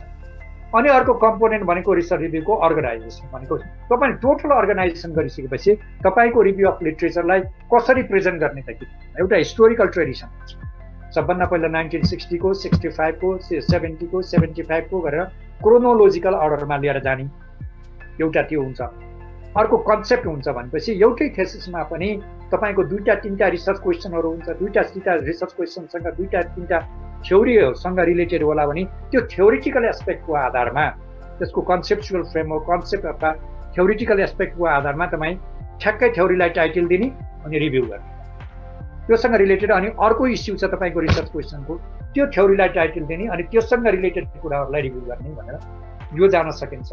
अर्को मेथोडोलोजिकल एप्रोच हुन्छ। अहिले पश्चिमतिर वेस्टर्न युनियनमा जाने हो भने पश्चिमी दुनियाँमा यति रिसर्च भएको छ, उनीहरूले फाइन्डिङले नयाँ सपोर्ट गर्ने केही पनि सक्दैन अनि उनीहरूले मेथोडोलोजीमै इनोभेसन गरेर अनि उनीहरूले रिसर्च गर्ने हुँदा उनीहरूले मोर फोकस चाहिँ मेथोडोलोजिकल एस्पेक्टमा जान्छ। मोर साइन्टिफिक मेथोडोलोजीले एस्पेक्ट गर्यो भने त नयाँ कन्ट्रिब्युसन भयो भन्ने हिसाबले मेथोडोलोजिकलमा हुन्छ भने यो अर्गनाइजेसन गर्न सजिलो हुन्छ। रिभ्यू अफ लिटरेचर गर्दा हिस्टोरिकलमा राख्ने हो कि कन्सेप्चुअल फ्रेमवर्कमा राख्ने हो कि मेथोडोलोजिकल इस्युमा राख्ने हो कि त्यो तपाईँलाई आफ्नो सुपरभाइजरले भन्नुहुन्छ यसरी जा भनेर। मेथोडोलोजीमै मेजर कन्ट्रिब्युसन छ भने मैले मेथोडोजिकल हिसाबले त्यसलाई रिभ्यू गराइरहेको हुन्छु। कन्सेप्चुअल फ्रेमवर्कको हिसाबले रिसर्च क्वेसनहरूको आधारमा मैले त्यसरी पनि रिभ्यू गरिरहेको हुन्छु। र कहिलेकाहीँ मसँग रिभ्यू आउँदाखेरि हिस्टोरिकल पर्सपेक्टबाट पनि भएको हुन्छ कि क्रोनोलोजिकल अर्डर भन्छ, पहिलेदेखि अहिलेसम्म चाहिँ यस हिसाबमा चाहिँ हामीले रिभ्यू गरिरहेको हुन्छ। रिभ्यूको अर्को कम्पोनेन्ट भनेको त्यो हो। अर्को रिभ्यूको कम्पोनेन्ट तपाईँले रिभ्यू गर्दा जहिले पनि अडियन्स को हो, कुन मान्छेलाई रिभ्यू गर्नुभएको छ भन्ने हिसाबले ब्रेनमा राख्नुपर्ने हुन्छ। जस्तो अब जर्नालिस्टले रिभ्यू गर्दाखेरि जेनरल पब्लिकलाई राखेको हुन्छ, मैले यो काम गरेँ भने कसरी पपुलारिटी हुन्छ भन्छ, नेगेटिभ कुरा धेरै बोल्दै हुन्छ, न्युजको हेडलाइन त्यसरी बनाएको हुन्छ। तर हाम्रो यो पिएचडी रिसर्च भनेको जेनरल पब्लिकलाई, यहाँ त स्पेसलाइज स्कलर पनि हुन्छ, अडियन्स जेनरल स्कलर पनि हुन्छ, पोलिसी मेकर पनि हुन्छ, जेनरल पब्लिक पनि हुन्छ। तर पिएचडी रिसर्च भनेको जेनरली तपाईँको अडियन्स भनेको नम्बर 1 अडियन्स भनेको तपाईँ र तपाईँको कलिगहरू जुन एक्सपर्ट हुनुहुन्छ, तपाईँले र तपाईँको कलिगले कसो भन्नुहुन्छ। अनि अर्को तपाईँको सुपरभाइजर प्राइमरी वान, तपाईँको प्राइमरी जो भन्यो भने तपाईँ, तपाईँको कलिग साथीहरू र तपाईँको सुपरभाइजर नम्बर 1 मा हो, तपाईँको अडियन्स। अनि तपाईँको सुपरभाइजरले कति बुझ्छ, मैले चाहिँ मेरो आफ्नै स्कलरहरूलाई, मेरै र्याङ्कको स्कलरहरूलाई भोलि बिहान प्रेजेन्टेसन गर्दा कति बुझाउन सक्छु, त्यो फोकस भएको हुन्छ भने अर्को तपाईँको एभिडेन्स भने तपाईँको थेसिस एक्जामिनर को हुन्छ, त्यो हिसाबले तपाईँले थेसिस लेख्नुपर्छ। त्यस कारणले जेनरल रिभ्यू जुन मिडियाहरूमा गरिन्छ, जुन पोलिटिकल रिसर्चमा गरिन्छ, त्यस्तो भन्दा पनि यो रिभ्यू भनेको एकदमै टेक्निकल रिभ्यू हो। त्यस कारणले मैले यहाँ भनेको छु कि त्यो टेक्निकल रिभ्यू भनेको हाइली स्किल्डहरूलाई एड्रेस गरेर, सुपरभाइजरलाई एड्रेस गरेर, त्यो थेसिसको रिभ्यू कसले गरे हुन्छ त्यो रिभ्यूलाई एड्रेस गरेर तपाईँले डिजर्टेसनको रिभ्यू गर्नुपर्छ। त्यस कारणले what constitute the good book is probably not the what constitute the good dissertation and byword. जुन राम्रो किताब हो त्यो राम्रो डिजर्टेसन हुन सक्दैन जेनरली, जुन राम्रो डिजर्टेसन हो त्यो राम्रो किताब नहुन सक्छ। राम्रो किताब हुनलाई त पपुलारिटी चाहिन्छ, अरू चाहिन्छ, जेनरल पब्लिक चाहिन्छ, मिडिया फ्रेन्डली चाहिन्छ, निकै पपुलर भएको हुन्छ, लाखौँमा सेल भएको हुन्छ होइन, मिलियन्स अफ द सेल भएको हुन्छ, करोडौँ कमाएको हुन्छ। त्यस कारणले यो डिजर्टेसन भनेको टेक्निकल एस्पेक्ट हो। त्यस कारणले डिजर्टेसन मे नट बी गुड बुक, राम्रो किताब नहोला, तर इट इज द गुड डिजर्टेसन। त्यस कारणले डिजर्टेसन चाहिँ टेक्निकल एस्पेक्ट भएका कारणले गर्दाखेरि यसले एकाडेमिक पिपुललाई एड्रेस गर्छ। These are the component. यस्तो कुरा रिभ्यू अफ लिटरेचरमा जान्छ। मैले अलिकति डिफ्रेन्ट पर्सपेक्टिभले डिल गरेँ। अब रिभ्यू अफ लिटरेचर कसरी गर्ने भनेर भन्दाखेरि म यहाँ आएँ। अब हाम्रो आइडिया आयो अनि रिभ्यू अफ लिटरेचर गर्दा मान्छेले स्वात्तै गरेर सबै कुरा एकैचोटि ल्याएर रिभ्यू गरिआएको हुन्छ, तर त्यो कुरा होइन। We have to raise the question. जस्तो तपाईँको प्राइमरी रिसर्च गर्दा प्रपोजलमा रिसर्च क्वेसन राख्नुभएको हुन्छ, research question 1, research question 2, research question 3 भन्नुहुन्छ। त्यही तिनटै रिसर्च क्वेसनबाट तिनवटा अब्जेक्टिभ ल्याउनुहुन्छ, तिनवटा अब्जेक्टिभबाट तपाईँको च्याप्टराइजेसन गरेर जानुहुन्छ। त्यस्तो स्किम त्यहाँ हुनसक्छ। त्यही हिसाबले रिभ्यू अफ लिटरेचर पनि जाँदाखेरि you have to go to review the literature with some research with review question. यसलाई उतातिरको प्राइमरी रिसर्च क्वेसन हो। यसलाई मैले के भनेको छु, problem formulation for literature review भनेर भनेको छु। त्यसको प्रब्लम फर्मुलेसन गर्दाखेरि what is the criteria of inclusion exclusion of the literature, पहिलो क्वेसन तपाईँको त्यो हुनु पर्यो। You have to develop the criteria. त्यो क्राइटेरिया डेभलप गर्दाखेरि inclusion and exclusion criteria should be explicit and comprehensive. कसलाई लिने र कसलाई नलिने भन्ने कुरो चाहिँ एकदमै सुरुमै मेट्रोलोजी बनाउनु पर्छ। सुपरभाइजरसँग बसेर आफू बसेर कसलाई लिने कसलाई नलिने। जस्तो अहिले मैले भने लिने र नलिनेमा म मोर अर लेस क्लियर छु। इकोनोमिक्समा जस्तो म्यानेजमेन्टकै एस्पेक्टमा पनि कसलाई लिने भन्दा पियर बाइन्ड रिभ्यूहरू लिने, जो सामान्य रिभ्यू छ त्यसलाई नलिने, डेली न्युज पेपरकोलाई नलिने, कुनै कलेजको मुखपत्रमा निकाले होला तर त्यसलाई नलिने, जुन स्ट्यान्डर्डाइज जर्नलहरूमा पब्लिस भएको छ पियर बाइन्ड रिभ्यू छ त्यसलाई मात्रै लिने एउटा क्राइटेरिया। अर्को वर्किङ पेपरलाई नलिने भनेर भने मैले जेनरली वर्किङ पेपरलाई लिन्न, तर कहिलेकाहीँ यस्तो हुन्छ कि नयाँ एरियामा रिसर्च हुँदाखेरि कामै नभएको एरिया पनि हुँदो रहेछ, त्यतिखेर आर्टिकलै पाइँदैन। त्यो आर्टिकल नपाएका कारणले गर्दाखेरि तपाईँले के गर्नु पर्यो त भनेर भन्दा त्यतिखेर वर्किङ पेपरलाई कन्सिडर गर्न सकिन्छ अन द्याट सिचुएसन। तर पियर बाइन्ड रिभ्यूहरू अलरेडी छन् भनेदेखि त्यतिखेर चाहिँ वर्किङ पेपरहरूलाई पनि कन्सिडर नगर्ने। त्यसले गर्दा तपाईँको एरियालाई अलिकति लिमिट गरेर लिएर आउँछ। Exclusion criteria should be. अनि अर्को के भने भन्दा कम्प्रिहेन्सिभ, सबैलाई समेट्ने खालको पनि तपाईँको क्राइटेरिया यस्तो कि एउटा सर्टेन आइडियालाई मात्रै प्रिजर्भ गर्ने, सर्टेन ग्रुपलाई मात्रै प्रिजर्भ गर्ने, त्यस्तो खालको चाहिँ हुनु भएन। It is should be the comprehensive, सबैलाई कभरेज गर्ने खालको। तर we have to set the criteria. यो क्राइटेरिया यसरी आयो भने लिने भन्ने हिसाबबाट यु हेभ टु मेक। र यसको एउटा मेट्रोलोजी बनाउनु पर्छ आफैले। त्यो मेट्रोलोजी बनाउँदाखेरि तपाईँ सुपरभाइजरसँग जाने, मैले यस्तो मेट्रोलोजी बनाएँ यो हिसाबले रिभ्यू गर्छु भन्ने, सुपरभाइजर एग्री भइसकेपछि अनि गर्ने भनेपछि तपाईँ प्राइमरी रिसर्च गर्दा मोडलिङ गर्नुहुन्थ्यो, मेट्रोलोजी बनाए चाहिँ रिसर्चको पनि रिभ्यू गर्दाखेरि कसलाई लिने कसलाई नलिने, के गर्ने के नगर्ने होइन, कुन कुरा रिभ्यू गर्ने कुन कुरा रिभ्यू नगर्ने भन्ने कुरामा you have to set the standard metrology. त्यो स्ट्यान्डर्ड मेट्रोलोजी लिएर भित्र पस्नुपर्छ। सुपरभाइजरले तपाईँलाई गाइड गर्नुहुन्छ। त्यो मेट्रोलोजी लिएर गइसकेपछि त्यसले के हुन्छ भन्दाखेरि तपाईँले रिभ्यू गर्दा जे आइडिया आयो त्यो मेट्रोलोजीको हिसाबले जाँदा अर्को मान्छेलाई पनि रिभ्यू गर्न दियो भने you will get the same kind of diet. त्यसैले हामी के भन्छौँ भन्दा रिलायबिलिटी भनेर भन्छ रिसर्च मेथड। मिस्टर एक्सले गर्दा पनि त्यही आउटकम आउँछ, मिस्टर वाईले गर्दा पनि त्यही आउटकम आउँछ। तपाईँको मेट्रोलोजी यस्तो थियो, तपाईँको क्राइटेरिया यस्तो थियो, यति साइन्टिफिक थियो कि तपाईँले गर्दाखेरि रिभ्यू गर्दा आएको आउटकम र अर्कोले रिभ्यू गर्दा आएको आउटकम पनि will be the same. What question literature review will answer, literature रिभ्यूले के कुरा एन्सर गर्ने हो त भन्ने कुरा चाहिँ यहाँ क्लियर हुन्छ। पहिलो कुरो थ्योरिटिकल रिभ्यू गर्ने हो कि होइन, तर थ्योरिटिकल रिभ्यू गर्ने हो, we have to do about that. अनि थ्योरिटिकल रिभ्यू गइसकेपछि अनि यसमा it depends upon the goal and focus of the literature review. If the goal is to integrate researcher outcome, what will be the effect on. अब literature review थ्योरीलाई review गर्ने हो, important outcome त्यो रिसर्चबाट आएको छ त्यो आउटकमलाई रिभ्यू गर्ने हो। आउटकमलाई गर्ने कि नै भन्ने आउटकमलाई गर्ने पिएचडी रिसर्चमा गर्नुपर्छ। अनि मेथोलोजीमा सबैको इग्नोर भएको हुन्छ, तर मेथोलोजी रिभ्यू गर्ने, मेथोलोजी रिभ्यू गरिसकेपछि जतिखेर रिभ्यू सिद्धिन्छ त्यो सिद्धिसकेपछि आफूलाई क्लियर आइडिया हुन्छ कि मेथोलोजी अरूले गरेको मेथोलोजी यो छ र मैले गरेको मेथोलोजी यो हो भन्ने कुरा चाहिँ क्लियर हुँदा तपाईँले त्यो मेथोलोजीलाई पनि रिभ्यू गर्नुपर्ने हुन्छ। त्यस कारणले गर्दा अब यसलाई सेन्थेसाइज गर्ने हो कि होइन त्यो कुरा पनि क्लियर हुनु पर्यो। तपाईँको मोड जस्तो कतिपयको रिसर्चहरू त यो ह्युम्यानिटिजमा त थ्योरी नै सबै राखेर नयाँ थ्योरी बिल्डअप गरिदिँदो रहेछ, त्यस्तो हिसाबको पनि हुन्छ भनेदेखि त्यतिखेर सेन्थेसाइजको कामहरू पनि हुन्छ। त्यस कारणले गर्दा यो research question will be the depend upon the what जस्तो if the goal is to integrate research आउटकमलाई इन्टिग्रेट गर्नुभयो भने what is the effect of intervention X on intervention on outcome Y. जस्तो कि खाजा भत्ता इत्यादि कुराहरू दियो भनेदेखि बच्चाहरूको लिट्रेसी रेटमा चाहिँ कस्तो इफेक्ट परेको छ भनेर भन्न पर्यो भनेदेखि त्यस्तो इन्टरभेन्सन चाहिँ तपाईँले गर्नुभयो भने गभर्मेन्टले चाहिँ के भन्दाखेरि तेल दिइराखेका हुन्छ, कहीँ दुधको पाउडर दिइराखेका हुन्छ, कहीँ के दिया हुन्छ, त्यो इन्सेन्टिभ दिइसकेपछि के आउटकम पायो भनेर हेर्न सक्नुभयो भने त्यस्तो आउटकमलाई त्यो आइडियाहरूलाई इन्टिग्रेसन गर्नुमा अब तपाईँको क्वेसन हुन्छ कि what is the effect of that intervention. त्यस्तो किसिमको इन्टरभेन्सनले त्यस्तो किसिमको फ्यासिलिटीले लिट्रेसी रेटलाई घटायो कि घटाएन is a one question. If the goal is to review of तपाईँ मेथोलोजीलाई रिभ्यू गर्ने what kind of the methodology is applied to examine the effect of X on Y, त्यसको लागि एक्जामिन गर्ने कस्तो मेथोलोजी एप्लाई गरिएको थियो त्यो अर्को तपाईँले रिसर्च क्वेसन गर्नुभयो। If the focus is to review theoretical review हो भने what are the central theory भन्ने कुराहरू अर्को तपाईँको क्वेसन भयो भने यस्तो क्वेसन लिएर हामी रिसर्चमा जानुपर्छ। तर एउटा कुरा क्लियर गरौँ, प्राइमरी रिसर्च जुन रिसर्च प्रपोजलको क्वेसन र रिभ्यूको क्वेसन फरक हुन्छ। रिसर्च क्वेसनको प्रपोजलको क्वेसन भनेको रिसर्च प्रब्लमको हो, रिभ्यूको क्वेसन भनेको कस्तो रिभ्यू गर्ने, कुन रिभ्यूलाई लिने, कुन रिभ्यूलाई इग्नोर गर्ने भन्ने कुराको चाहिँ क्वेसन हो। त्यस कारणले पहिलो पार्ट भनेको के हुन्छ भन्दाखेरि रिभ्यूमा प्रब्लम फर्मुलेसन, तपाईँले प्रब्लम फर्मुलेसन गर्नुपर्छ। जेनरल लिट्रेचरमा जस्तै यसमा पनि जेनरल रिसर्चमा जस्तै प्रब्लम फर्मुलेसन। दोस्रो कुरा के हो भन्दाखेरि डेटा कलेक्सन। मैले यसलाई डेटा कलेक्सनै भने। यो डेटा कलेक्सन किन भने भन्दा प्राइमरी डाटा लिएर जानुहुन्छ, हाउस होल्डमा जानुहुन्छ, घर घरमा जानुहुन्छ, क्वेसनर लिनुहुन्छ, सोध्नुहुन्छ अनि त्यसबाट लिएर आउनुहुन्छ, त्यो तपाईँको डेटा हो।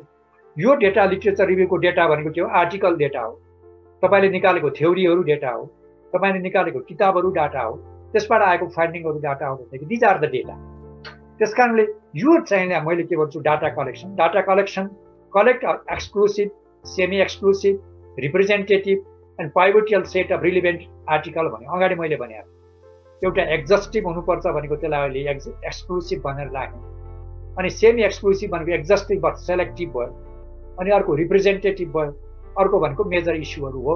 यो आर्टिकलहरू कलेक्सन गर्ने चाहिँ कुन के भने भन्दा यो आर्टिकल हामीले गर्नु पर्यो। अनि यसमा के गर्नुपर्छ, कलेक्ट एन्ड सबै आर्टिकलहरू चाहिँ तपाईँले कलेक्सन गर्नु पर्यो। For that things you need the what definite criteria, तपाईँको क्लियर कट क्राइटेरिया अगाडि भने चाहिँ क्राइटेरिया हुनु पर्यो। त्यो क्राइटेरियाको आधारमा तपाईँले आर्टिकलहरू सिलेक्सन गर्ने हो। आफ्नो हिसाबले यति पाएँ यति गरेँ भन्ने होइन, त्यो साइन्टिफिक रिसर्च हो आफैमा। त्यो हुँदाखेरि हरेक एस्पेक्टलाई हरेक कुराहरूलाई यसले एड्रेस गर्नुपर्ने हुन्छ। Researcher should document explicitly the data भनेर भनेको डाटा भनेको यहाँ आर्टिकल हो, अनि त्यसको प्रोसिड्युर के छ, कुन कुन मेथडले त्यो आर्टिकललाई आफूले जम्मा गरे। डेली न्युज पेपरलाई लिएको होइन, अनि वर्किङ पेपरलाई लिएको होइन, क्याम्पसहरूका मुखपत्रहरूलाई लिएको होइन, पियर पोइन्ट रिभ्यूहरूलाई लिएको, इन्टरनेसनल आर्टिकलहरूलाई लिएको, इन्टरनेसनल जर्नलहरूलाई लिएको, in that way this in that. तर त्यो चाहिँ प्रोसिड्युर के भन्दा कसरी गरे हो भनेर भन्दा त्यो प्रोसिड्युर आफूले लेख्नुपर्ने हुन्छ, मेथोलोजी नै लेख्नुपर्छ। तर यहाँ लेखिन्न बेग्लै कुरो हो, तर एक्चुअली त्यो लेख्नुपर्ने हो, किनभने it is the scientific research. Given the responsibility of the data collections to the to people will collect the, त्यो क्राइटेरिया दिएर दुईजना पिपुललाई ल डाटा लिएर आऊ भनेर भन्यो भने दुईजना गयो भने त्यो क्राइटेरिया अनुसार छान्दा त्यही आर्टिकल दुईजनाले ल्याउँछ। In that way that is the data collection. Data collection procedure option begins with electronic search but it covers only the 10%। मैले भने यो 10% मात्रै कभर हुन्छ। तपाईँ गुगलमा बस्नु होला, हान्नु होला, यो आर्टिकल आयो, यो आयो, यो आयो भनेर भन्नुहुन्छ। त्यो आर्टिकल तपाईँको 10% मात्रै हुन्छ। 90% आर्टिकलहरू चाहिँ एड्रेस भएको। अझ हाम्रो जस्तो युनिभर्सिटीमा त यति गाह्रो छ कि 10% पनि आउँदैन, किनभने सबै जर्नलहरू पेमेन्ट गरे हुँदैन। एकदमै स्ट्यान्डर्ड हाइली रेटेड जर्नलहरू, Q1 रेटेड जर्नलहरू, हाई रेटेड जर्नलहरूमा हाम्रो एक्सेस पनि हुँदैन। त्यस कारणले गर्दाखेरि त अझ त्यो 10% पनि नपुग्ने होला। भनेदेखि यो त्यसबाट खालि 10% मात्रै आएको हुन्छ भने अब अरू कसरी हेर्ने भन्दा एउटा खोज्ने सजिलो उपाय के भने 10% आर्टिकल गुगलबाट, अरूबाट, साथीहरूबाट, कहीँबाट, लाइब्रेरीबाट ल्याउनु पर्यो। त्यो आर्टिकल आफूले पढ्दै गइसकेपछि त्यसको तल रिफरेन्सेस राखेका हुन्छ, रिसेन्ट आर्टिकलहरू। तल रिफरेन्सेस लेख्दाखेरि आफूलाई स्ट्राइक गर्छ, यो रिफरेन्सेस राम्रो होला, यो जर्नलमा निस्किया रहेछ, यो मान्छेको नाम देख्यो, यो पपुलर होला, यो राम्रो होला भनेपछि त्यो रिफरेन्सेसहरूलाई लिएर फेरि के गर्नु पर्यो त भन्दाखेरि रिट्राइभ गर्न पर्यो। त्यो रिफरेन्सेसमा जे आर्टिकल छ त्यसलाई गुगलमा राखेर रिट्राइभ गर्ने, या तपाईँ लाइब्रेरीमा भिजिट गरेर त्यो आर्टिकललाई गएर फोटोकपी गर्ने अथवा जे गरेर ल्याउने, फोटो गरेर ल्याउने, त्यो हिसाबले ल्याउनु पर्यो भने अर्को एप्रोच भनेको यसरी जाने। गुगलबाट मात्रै सबै आउँदैन, अरू 90% खोज्न पर्छ। त्यही आर्टिकलको बाबाट लहरो टान्दा पहरो घर्किन्छ भने चाहिँ जब फेरि अर्को जेन्युइन आर्टिकल हुन्छ त्यसले फेरि अर्को रिफरेन्स ल्याएको हुन्छ, अर्को ल्याएको हुन्छ। त्यसरी चाहिँ आर्टिकलहरू चाहिँ खोज्ने हो visit to library. Again, researchers are advised to share the collected article with the expert and colleague and ask them if some important article are missing. तपाईले आर्टिकलहरू कलेक्सन गरिसकेपछि आफ्नो साथीहरू हुन्छ, साथीहरूलाई सेयर गर्नु। यो एरिया हो भने यस्तो यस्तो आर्टिकल त पाएँ, तर अरू केही आर्टिकल छ कि तपाईँ भनिदिनुहोस् भन्यो भने उहाँहरूले भनिदिनुहुन्छ, अनि उहाँले चाहिँ यो आर्टिकल छ यो हेर भनेर भन्नुहुन्छ। अर्को तपाईँको एरियाको एक्सपर्टहरू हुनुहुन्छ, लिटरेचरको भयो लिटरेचरको एक्सपर्ट होला, इकोनोमिक्स भयो इकोनोमिक्सको एक्सपर्टहरू होला, म्यानेजमेन्ट भयो त्यो एरियाको म्यानेजमेन्टको एक्सपर्ट होला। उहाँ एक्सपर्टहरूलाई गएर भन्ने एउटा लिस्ट देखाउने, मैले यतिसम्म आर्टिकल कलेक्सन गरेँ, अरू केही आर्टिकल होला भन्यो भने उहाँहरूले आइडिया दिनुहुन्छ, होइन मैले फल्नु ठाउँमा यो आर्टिकल देखाएको थिएँ, त्यो आर्टिकललाई तपाईँले कलेक्सन गरेर लिएर आउनुहोस् भनेर भन्नुहुन्छ। त्यस कारणले गर्दा त्यो आर्टिकल चाहिँ त्यसरी एक्सपर्ट र अनि कलिगलाई सान्ने र उहाँहरूले आर्टिकलहरू केही मिसिङ भएको छ कि भनेपछि उहाँहरूले भन्यो भने त्यो आर्टिकल पनि आफूले दिने। अनि finally share with the supervisor अनि टेक द फिडब्याक। अनि अन्तिममा मैले गुगलमा पनि सर्च गरेँ, रेफरेन्स पनि सर्च गरेँ, लाइब्रेरी पनि सर्च गरेँ, एक्सपर्टकोमा पनि पुगेँ, साथीहरूकोमा पनि पुगेँ। मैले यति कुराहरू मेरो रिसर्च आउटकम आएको छ। अब यसमध्ये केही कुरा बाँकी छ कि सरको मलाई फिडब्याक चाहियो भनेर रिसर्चर तपाईँको सुपरभाइजर कहाँ जानुभयो भने अनि सुपरभाइजरले फेरि केही मिसिङ छ भने यो एरियामा मिसिङ होला, तिमी यतातिर जाऊ भनेर उहाँले भन्नुहुन्छ, त्यो एरियामा जानु पर्यो। Data collection can be stop when the saturation is reached। Data collection भनेको आर्टिकल कलेक्सन, जर्नलको आर्टिकलको कलेक्सनलाई मैले रिसर्चमा डाटा बनाएर डाटा कहिले भन्दाखेरि अब तपाईँलाई लाग्छ कि होइन भयो, अब यति भएपछि त हरेक एरियाको क्याप्चर भएको छ, युरोपदेखि अमेरिकादेखि अफ्रिकादेखि इन्डियादेखि एसियादेखि यहाँसम्म सबै आएको छ, स्ट्यान्डर्ड जर्नलहरू पनि आएको छ, सबै भएको छ भने मोरलेस तपाईँको एउटा स्याचुरेसन हुन्छ। अनि भन्ने कुरा चाहिँ तपाईँलाई हुन्छ, त्यो भइसकेपछि यु क्यान स्टप। तर कहिलेकाहीँ के प्रब्लम हुन्छ भनेदेखि तपाईँले रिसर्च गर्दै जानुहुन्छ, थेसिस पनि तयार भयो, फ्याट एउटा नयाँ रेभोल्युसनरी आर्टिकल त्यही थेसिसमा आइदिन्छ, निकै चर्चा पाउँछ, अथवा नोबेल प्राइजै पाउला अथवा मदन पुरस्कारै पाइदेला तपाईँको नेपालकै। भनेदेखि त्यत्रो अब रेभोल्युसनरी त्यस्तो किसिमको आउटकम आयो भने अब के गर्ने भनेदेखि एकदमै हिरोइक आउटकम छ भने त्यसलाई रिभिजन गर्ने, अदरवाइज स्टप। त्यसरी खोज्दै जानुहुन्छ भने आफूले जानी त्यो बाँधको ढोका खोल्या हुन्छ, यति ठुलो बाढी आउँछ कि तपाईँको थेसिसै सिद्धिन्न, लिटरेचर रिभ्यूमै जिन्दगी जान्छ। अनि तपाईँको डेट एउटा सर्टेन टाइम हो, तपाईँको दर्ता भएको समय हुन्छ, त्यो समय अनुसार यो डेटसम्मको मैले ल्याएको छु भनेर पछि प्रेजेन्टेसनमा गर्दा पनि हुन्छ, मैले यो डेटसम्मको मैले ल्याएको छु, यतिखेर मेरो रिभ्यू अफ लिटरेचर सिद्धिएको छु, यतिमा छ भनेर भन्नु। अनि साह्रै रेभोल्युसनरी भयो, त्यत्रो किसिमको नोबेल प्राइजै जित्ने छ, मदन प्राइजै जित्ने खालको छ भने पछि त्यसलाई फिडब्याक गरेर त्यसलाई रिभ्यूमा राख्ने र कोही समेटेर आफ्नो आउटकमलाई चाहिँ लिएर चाहिँ जानुपर्ने हुन्छ। अदरवाइज त्यो ढोका खोल्ने नै हो, आदिको ढोका खोल्ने हुन्छ। अनि यत्रो आर्टिकल ल्याइसकेपछि फाइनली यो separate the what is relevant and what is irrelevant, सबै जम्मा गरेर सबै त काम त लाग्दैन। त्यसमध्ये त मैले छुट्याउनु, तपाईँको रिसर्च क्वेसनसँग रिलेटेड कुराहरूलाई लिएर तपाईँले छुट्याउनु पर्यो। अब कतिपयमा यस्तो आर्टिकल हुन्छ कि तपाईँ मेथोलोजी नै रिभ्यू भयो भनेदेखि अब के गर्ने, तपाईँको प्राइमरी अब्जेक्टिभ मेथोलोजी पनि रिभ्यू गर्ने हो, मेथोलोजी पनि रिभ्यू भएको छैन भने तपाईँसँग डेटा थुप्रै छ, तपाईँसँग आर्टिकलहरू थुप्रै छ भने you can ignore that, incomplete भयो, त्यस कारणले यसलाई छोड्ने भनेर पोटेन्सियली रिलिभेन्ट र इरिलेभेन्ट सुपरभाइजरसँग बसेर आफूले छुट्याएर त्यहाँ गर्नुपर्छ। अनि हाम्रो थर्ड फेजमा हामी केमा आउँछौँ भन्दा डाटा रिभ्यू। अब आयो सबै डेटाहरू आयो, अनि डाटा आइसकेपछि टाइप्स अफ डाटा भनेको आर्टिकलहरू आयो, सबै थ्योरीहरू आयो, सबै कुरा तपाईँ जम्मा गरिसकेपछि अब त्यसलाई इभ्यालुएसन गर्नु पऱ्यो। अनि इभ्यालुएसन गर्दा types of the data attraction depend upon the focus and goal of the review भनेर भन्छ। तपाईँको फोकस के हो, गोल के हो भन्ने हो। तर पिएचडी रिसर्चमा फोकस पनि हाम्रो गोल सेन्थेसाइज, अलिकति क्रिटिसिजम पनि गर्नुपर्ने हुन्छ, त्यस कारणले यो जुन सेन्थेसाइज गर्ने पनि तपाईँको गोल हो। अनि फोकस भनेको आउटकम के आएको छ, मेथोडोलोजी के छ, थ्योरी के छ, एप्लिकेसन के छ, त्यो कुरामा पनि तपाईँले फोकस हुनु पऱ्यो। त्यो अनुसारले तपाईँको चाहिँ डेटा चाहिँ इभ्यालुएसन गर्नु हो। जस्तो मैले गर्दाखेरि त्यो कसले गरे हो रिसर्चरले, त्यसको टाइटल के थियो, त्यसको बेसिक अब्जेक्टिभहरू के थिए, त्यो अब्जेक्टिभ मिट गर्नलाई कस्तो किसिमको मेथोडोलोजी एप्लाई गरेको थियो, त्यो मेथोडोलोजी एप्लाई गरिसकेपछि के किसिमको फाइन्डिङ आयो, अनि फाइन्डिङ आइसकेपछि अनि तल भन्ने कि त्यसले गरेको रिसर्चको फाइन्डिङलाई तपाईँले फेरि इभ्यालुएट गर्नु पऱ्यो कि त्यसको विकनेसेसहरू के थियो र के कुरा उसको कमजोरी थियो, के कुरा रिस्क थियो। You can make the analysis in that way. मैले त्यसरी बनाएर लिएर जान्छु, मेरो प्र्याक्टिस त्यस्तो छ।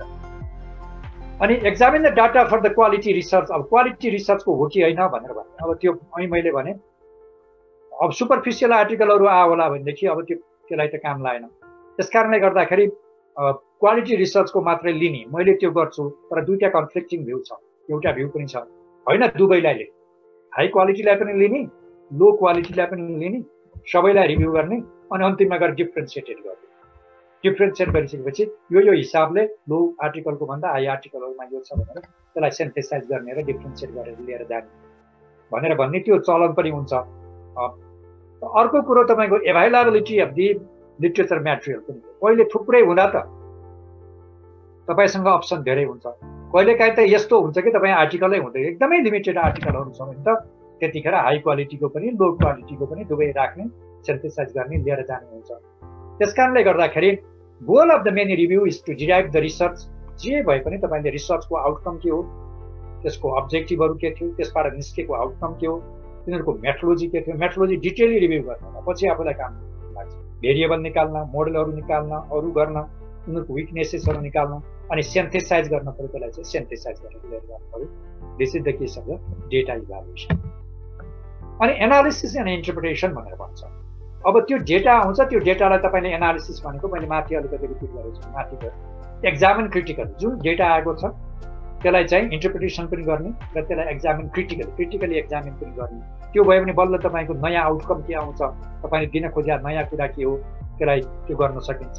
र एउटा काम भएको हुन्न, यो काम गर्नुपर्छ। अहिले अलिकति in quantitative analysis make a matrix of statistical finding of the position. कहिलेकाहीँ तपाईँको क्वान्टिटेटिभमा के हुन्छ भन्दाखेरि रिग्रेसन इक्वेसनहरू हुन्छ, फ्याक्टर एनालिसिसहरू हुन्छ, अथवा अरू चाहिँ प्रिन्सिपल कम्पोनेन्ट मेथडहरू होला, साइमल्टेनियस सिस्टमहरू होला।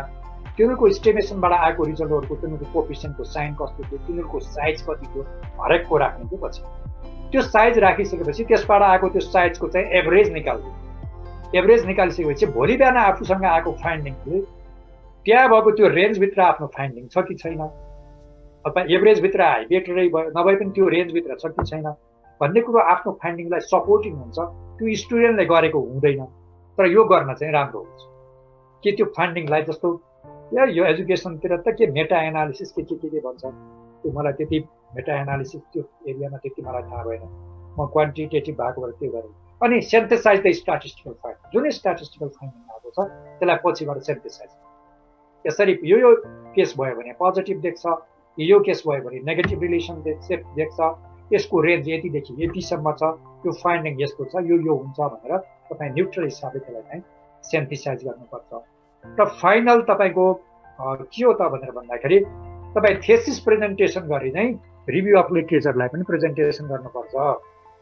त्यो प्रेजेन्टेसन गर्नु भनेको ह्युम्यानिटिजमा हाम्रो डिपार्टमेन्टलाई अथोरिटी दिएको हुन्छ, रिभ्यूमा इभ्यालुएसन गर्न दुईजनालाई पठाइदिन्छ, दुईजनालाई पठाइसके दुईटाले रिभ्यू अफ लिटरेचरलाई इभ्यालुएसन गर्छन् र तपाईँले प्रेजेन्टेसन गर्नुहोस् भन्छ।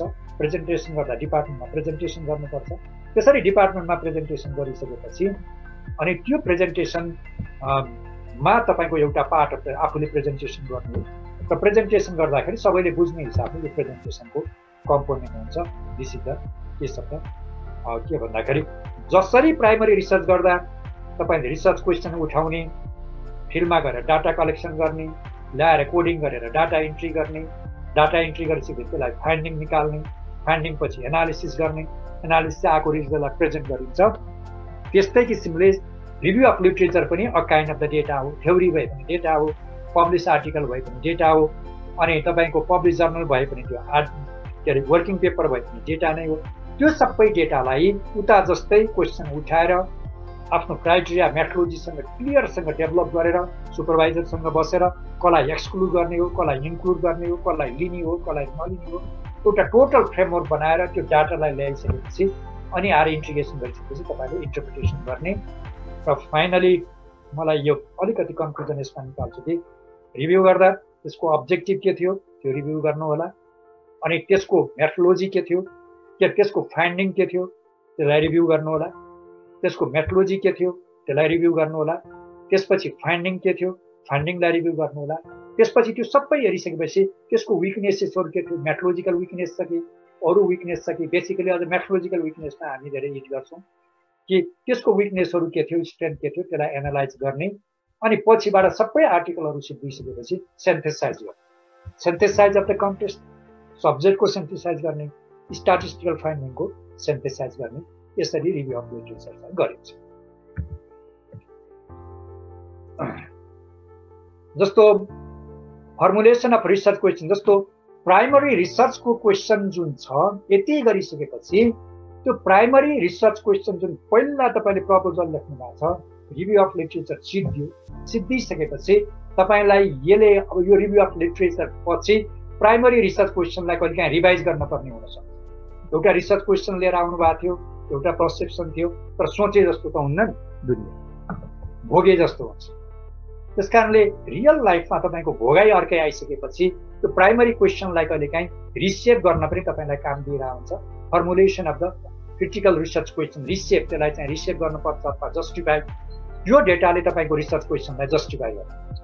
कहिलेकाहीँ रिसर्च क्वेसनै तपाईँलाई रिभाइज गर्न पर्ने पनि हुनसक्छ, तर त्यो रिसर्च क्वेसनलाई त्यो रिसर्च ग्याप भन्दाखेरि 4वटा ग्यापहरू अथवा 4वटा जस्टिफिकेसन, कसैले रिसर्च ग्याप भन्छ, कसैले जस्टिफिकेसन भन्छ। त्यो रिभ्यू अफ लिटरेचर पछि 4वटा मध्ये कुनै पनि जस्टिफिकेसन सके 4वटै नभए तपाईँको कुन एरियाको रिसर्च हो त्यो एरियाबाट चाहिँ तपाईँले जस्टिफाई गर्नु पर्यो। एउटा if it is a contribution to the establish line of the theory, अहिलेकै लाइन अफ द थ्योरीमा जे थ्योरी डेभलपमेन्ट भएको छ त्यही थ्योरीमा तपाईँले गरेको कन्ट्रिब्युसन हुन्छ भनेपछि कुनै भेरिएबल युज गरेको थिएन, तपाईँले नयाँ भेरिएबल युज गर्नुभयो अथवा के गर्नुभयो, इस्टाब्लिस लाइन अफ द थ्योरीमा अहिलेसम्म त्यसमा रिसर्च भएको थिएन, तपाईँले गरिदिनु भयो, थ्योरी थियो के थियो, एउटा इस्टाब्लिस लाइन अफ द थ्योरीमै तपाईँको कन्ट्रिब्युसन हो भने त्यो establish line of the theory अहिलेसम्म जान्नेकै थ्योरीमा भएको चाहिँ कन्ट्रिब्युसन हो भन्ने कुरा तपाईँले क्लियर गर्नु पर्यो। It is a contribution to establish line of the theory. Researcher should explain how study contributes to testing, elaborating, enriching theoretical perspective. त्यसको थ्योरिटिकल पर्सपेक्टिभलाई टेस्ट गर्न, त्यसलाई इलाबोरेट गर्न, त्यसलाई अझ राम्रो रिसेप गर्न, अनि थ्योरिटिकल पर्सपेक्टिभलाई त्यो गर्नलाई कति काम लाग्छ यसले भन्ने कुरो इस्टाब्लिस लाइन अफ थ्योरीमा यिनीमध्ये के कुरा चाहिँ तपाईँको कन्ट्रिब्युसन छ त्यसलाई तपाईँले फाइनली भन्नु पर्यो। कहिलेकाहीँ के हुन्छ भन्दा रिसर्च हुन्छ तर थ्योरी नै हुँदैन, नयाँ line of the new line of the थ्योरीको हो भनेदेखि त्यो न्यू लाइन अफ द थ्योरीको तपाईँको कन्ट्रिब्युसन के हो त्यसलाई तपाईँले जस्टिफाई गर्नु पर्यो। Researcher should explain how it relates to existing theories and evidence and why new theory is needed and scope of this new. अहिलेसम्मको थ्योरी त यो थियो तर यसले यो कुरा भन्न सकेको थिएन, त्यसकारण नयाँ थ्योरीको आवश्यकता पर्यो। नयाँ थ्योरीको आवश्यकता पर्दाखेरि यो नयाँ थ्योरीको डेभलपमेन्ट पर्ने आवश्यकता छ, यसको स्कोप यो छ, यसको रिलिभेन्सी यो छ भनेर यसरी दिनु पर्यो। थ्योरिटिकल लाइनको रिसिभ। अर्को भनेको प्र्याक्टिकल कन्सर्न थियो, इकोनोमिक्स होला, म्यानेजमेन्ट सम्बन्धी होला, डेली युजको होला। तपाईँको प्र्याक्टिकल कन्सर्न थियो भने the study is related with practical concern, it should clearly mention how the study is useful to society and address the practical problem. यसले चाहिँ सोसाइटीलाई के कन्ट्रिब्युसन हुन्छ र त्यो प्र्याक्टिकल कन्सर्नमा अब चाहिँ यसको चाहिँ के छ द्याट इज द इम्पोर्टेन्ट। कहिलेकाहीँ हेभी मेथोडोलोजी नलाएको होला, सामान्य कुरा होला, तर सोसाइटीमा ठुलो कन्ट्रिब्युसन गरिरहेको हुन्छ। अब जस्तो कि अब अहिलेकै होला, कोभिडले मान्छे कति मर्या होला, के गरे होला, तर एलोपेथीबाट आयुर्वेदबाट केही सामान्य कुराको घरेउलीले नै त्यसलाई ट्रिटमेन्ट गरिदियो भने that is the very big contribution. र कहिलेकाहीँ प्र्याक्टिकल कन्सर्न हुन्छ, तपाईँले गरेको रिसर्च चाहिँ के भने यसमा मैले भनेको छु what it is relevant for policy relevance. तपाईँले गरेका कामले पोलिसी रिलेभेन्सी पनि हुनु पर्यो। तपाईँले गर्नुभएको छ तर नयाँ पोलिसी डिजाइन गर्नु पर्यो अथवा अनगोइङ पोलिसीले काम गरिरहेको छैन भने त्यो पोलिसी रिलेभेन्सीलाई पनि यसले सहयोग गरे हुनु पर्यो। It is the practical concern गरेको कुरा। जस्तो कसैले इनोभेसन गर्ला, गुच्छा खेलेको बारेमा इनोभेसन गर्ला, तर गुच्छाको इनोभेसनले what the society get, what the country get, होइन? त्यो कन्ट्रीले के पाउने, सोसाइटीले के पाउने, एकाडेमिक ब्रेनले के पाउने हो, होइन? साइन्सको फिजिक्समा होला अलिकति त्यो एङ्गलले भेलोसिटी के मिलाएर गर्छ, तर generally what the society will get.